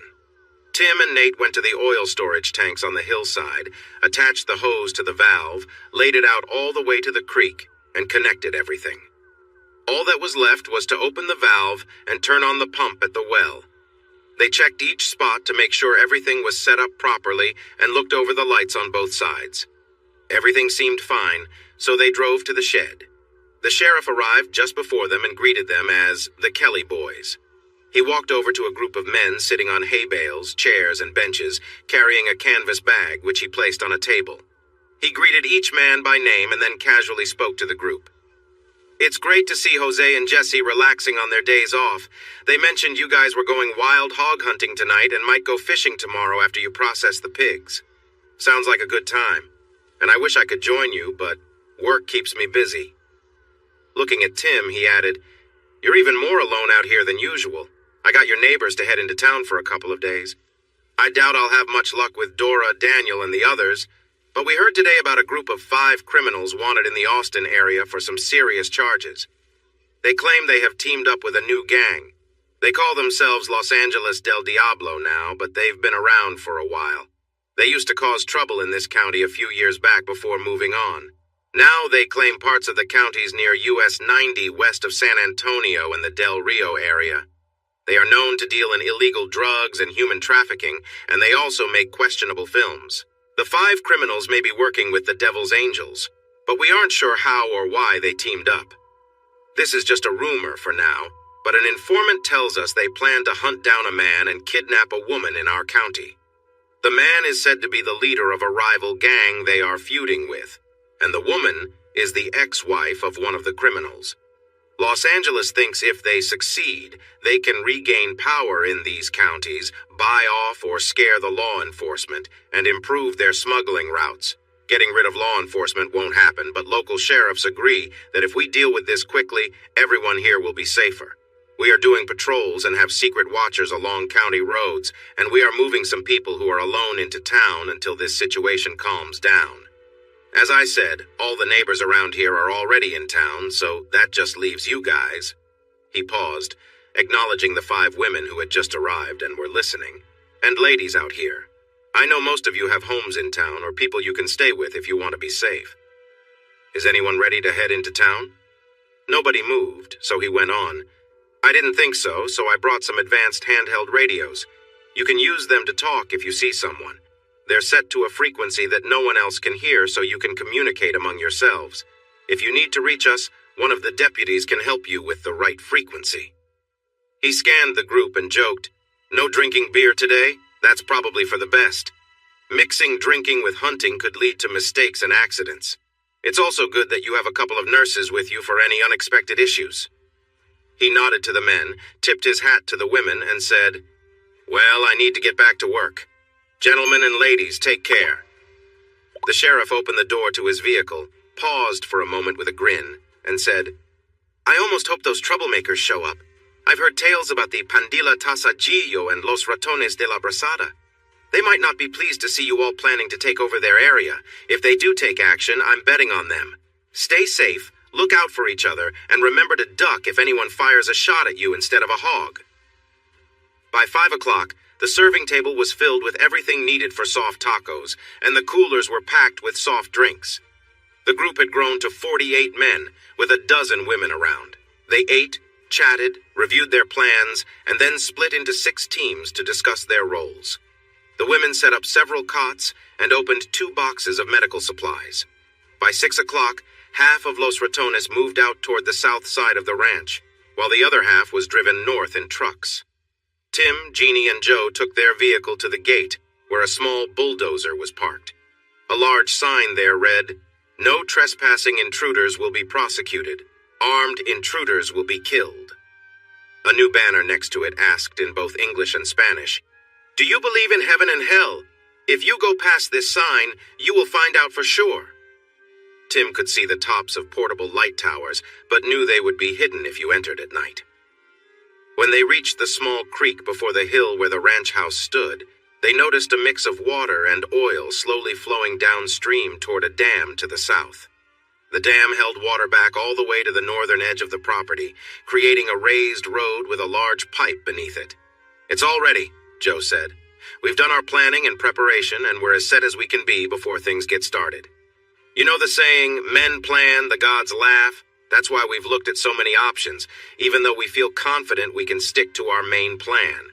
Now we just have to see what happens and adapt. No matter what occurs, Tim, our top priority is Jeannie, then our team, and then ourselves. Now you both need to change into clothes that you are okay with losing, just in case we need to burn them." Tim nodded, and Jeannie hugged his arm tighter, looking worried.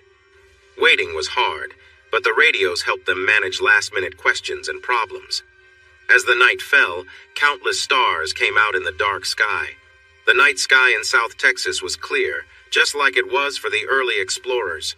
You could see stars and parts of the Milky Way that most people do not get to see. While West Texas is great for stargazing, brush country comes in next. Tim, Joe, and Jeannie sat in wooden chairs around the fire pit. They looked up and talked about the constellations and wonders above them. They chose not to light a fire so they wouldn't lose their night vision, but they enjoyed the cool night air. Suddenly, the radio crackled, alerting them that the sheriff's department had spotted 4 vehicles on the nearby farm road, about 15 minutes away. Everyone felt ready. They offered a quick prayer and kept chatting, although they felt a little more anxious. They spotted headlights on the road as the vehicles turned towards the ranch entrance. The cars paused at the entrance, cutting a chain and talking for a moment before continuing on. Then the lights vanished as they went down into the creek area. Joe picked up his rifle and some extra magazines, moving to his lookout spot behind a mound of dirt south of the house. He had a good view of anyone coming from the east, where the entrance road was, while the west was less likely since it would take a long walk through the bushes. Tim and Jeannie went inside and turned on some lights. Tim turned on the microphone and connected the speakers outside. In his strongest voice, he repeated the warning that was posted at the gate in Spanish. "Warning! If you enter without permission, you will not leave." After a moment, he said it again in English.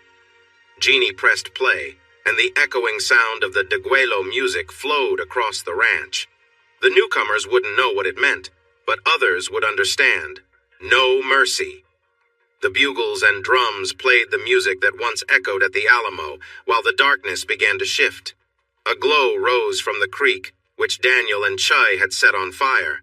The light towers around the area, where the intruders had been drawn in, lit up, brightening the surroundings and the men moving in the darkness. Some of the intruders shot at the light towers, but this brought a quick response from the nearest defense positions. The vehicle at the back exploded, blocking any chance of escape down the road. Some attackers fell as gunfire hit them, others ran toward the house on the hill, only to face more gunfire from the nearby positions to the north and west. A few tried to retreat, but the Ratones had surrounded them from behind and were shooting from the sides, pushing the remaining ones into the area that had become a battlefield. More and more attackers fell as the shooting from both sides grew fiercer. 3 of them got past the last line of defense and rushed toward the house, firing at the shadows they could see through the windows. A single shot rang out, and 1 fell. The other 2 kept running and shooting at the house. They got through the fence easily. 1 ran toward the front door while the other went around to the back. Larry Barnes burst through the front door and saw Jeannie standing in the doorway of the bedroom. His rifle was aimed at her as he moved closer. "You worthless person! I'm going to hurt you badly and sell you!" Jeannie shouted back. "No, you aren't! You'll pay for this!" Larry paused when she revealed a shotgun hidden behind the wall. He aimed his rifle at her, but Jeannie shot first. A large, bloody hole appeared in his side, and the rifle fell from his hands as he collapsed onto the floor, pain and shock on his face. The back door crashed open, and J.W. came in with his rifle raised, looking for a target. He saw Larry, jumped into the room, and turned to his right. Tim stepped from behind the door and struck J.W.'s arm with a machete, causing him to scream and drop his weapon. Tim then hit J.W. again, knocking him down to the table where he lay in a daze, blood dripping from his face. The rifle fell to the floor, and Tim kicked it away. He then used the machete to cut J.W.'s other arm before placing the blade on J.W.'s belt and between his legs. Looking into J.W.'s frightened eyes, Tim said, "You are to blame for all this. You had to charm every woman around, married or not. The ones you couldn't charm, you took advantage of and bragged about it. You recorded everything to blackmail them later and to show off to your friends. You invited those who would support your actions. You found a group involved in illegal activities who were foolish enough to buy your low-quality films, featuring people who were not in great shape, and to buy the women you decided to leave behind. You are fully responsible for what happened to your friends tonight, and for what is about to happen to you." Tim swung the machete down swiftly, cutting J.W.'s pants, causing him to cry out in pain and fear. He begged for mercy, but found none in the eyes of the man he betrayed. "I will show you the same mercy you gave to Jeannie, Dana, Carla, Jennifer, and the others, none. You will scream, beg, and cry, and at some point you will wish for the end, but I will keep you alive and suffering for as long as I can. I want you to arrive in your last place wearing the face of pain," Tim said as he cut deep into J.W.'s thigh, causing blood to flow. "Don't get worked up. It hurts now, but it will take time for you to bleed out. By then, it will be just one of your problems." He pressed the machete into J.W.'s other leg, pulling it slowly, leading to another scream. "Tell me, what made you think turning my wife into a performer was a good idea? You used to live in South Texas. Didn't you hear the stories?" "No, I swear, if I had known you were involved, I would have stayed away from her. By the time I found out, it was too late, and we thought we had to act first," J.W. said, pleading. Tim glanced at Jeannie, who was holding her shotgun steady on Larry, who was looking at her with weakness. He saw no compassion on her face, but still pleaded. She replied coldly, "What compassion did you show me when you hurt me? The last time you caused me serious injuries and didn't help me at all. Now, Larry, you know how I felt. The truth is, no one will come to save you like Tim did for me. No one will care for you, help you heal, or make you stronger. Instead, you will die here, and your body will be lost somewhere far away while you face consequences forever. Jeannie, go outside and call your dad. We need to check on him and see how everyone else is." She opened the door and called for him, only to hear J.W. yell in pain again, his face injured and bleeding. Joe took Jeannie in his arms, making sure she was okay, then told her to stay outside and take a breath. He went inside and heard another loud scream. J.W.'s pants were cut, and he was bleeding. Joe spoke to Tim and then gently touched his arm, which was holding the machete. "We need some answers, Tim, and he can help us. Please step outside for a moment. Jeannie needs you." Tim looked at Joe, nodded, and stepped outside to embrace Jeannie. He could hear Joe talking to Rogers, saying they needed him to be honest, but he would let Tim take over if he didn't. Nate's truck arrived, and he, Daniel, Chewy, Jesse, and Jose got out, while Chivo climbed out of the back. He said, "We have one more for you, Teo. The guy was hiding and acting scared, so don't bring him inside." Tim looked at Barry Benton all tied up. He turned to Chivo and Nate. "Drive back to the hoist where we prepared deer and hogs. We'll lift him, clean him up, and take his clothes off. Then we'll see if he shares what we need to know." Joe was talking to JW, but I might have been too rough too quickly. Let Chivo handle this. He's good with a knife. Tim then asked Chuy and Daniel, "Is everyone okay?" They both smiled. Choi replied, "Just some scratches on our side, but the others lost most of their team except for this guy and 3 others who were hurt." "What happened here? You didn't want to let those 3 go, but you insisted. But it looks like you, Jeannie, and Joe are unharmed." Jeannie came up beside him, put her arm around him, and said, "We're good. Larry is hurt badly, and Rogers is in a bad spot, too. I almost finished Larry, and Tim was working on Rogers." Chai, Daniel, and Nate looked at her and then Tim closely. Jeannie continued without showing any fear. "I know you're worried about me, but I'm fine. We tried to do the right thing. I reported the abuse, and Tim went to court for custody of the kids. We laid out our cases, and the court agreed. But Karen teamed up with those 7 guys to get rid of Tim and take their sons, and tonight it all ended here. My question now is, what do we do next?" "Now we clean up," Jesse said as he approached. "The cleanup team is coming. I'll be in charge. They're loading the truck pieces onto a flatbed as we speak, moving bodies onto another, and collecting weapons and anything else. Their things will be buried with them. We'll decide what to do with the vans after I talk to Tim. What will you do with the person you have up there?" "We'll find out everything we can. If he tells us what we want to know, we will decide what to do next. If he doesn't, he won't be with us much longer," Tim replied. 2 groups of vehicle lights appeared on the road from the barn. 4 women got out of each vehicle. The cleanup crew went straight inside to get supplies, while the 2 nurses checked on Tim and Jeannie, then went inside to see Joe. A short while later, Joe called for help. Chi and Daniel brought Rogers outside, clearly upset. He was covered in cuts, and Joe said, "I don't think he knows anything else, so Tim, he's yours." Tim grabbed him by his curly black hair and started dragging him toward the hoist. He screamed and struggled but couldn't fight back. Daniel and Chuy lifted him off the ground. His cries grew louder. They dropped him in front of the hoist, where other tasks had been done. Chivo shined a light on the new arrival. "You see that? That's how you'll end up in 15 minutes unless you tell us what you know. We want names, roles, and where everyone else is." Tim felt satisfied seeing the fear on Rogers' face.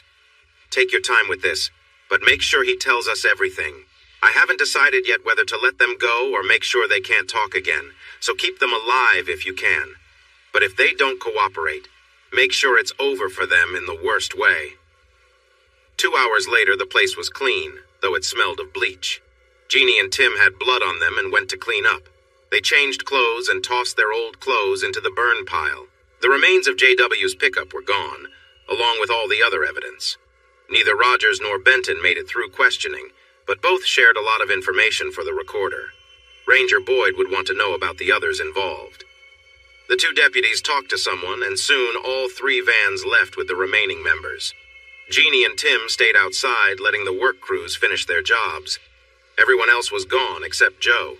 The 3 of them built a small fire and sat around it. They didn't need to speak much. The silence felt good. By midnight, the fire had burned low, and so had their energy. They each went to bed, surprised at how quickly sleep found them. Thanks for watching this video. Don't forget to subscribe to Infidelity Plus to stay updated with more captivating tales of infidelity and payback. Turn on notifications so you're the first to see our latest content.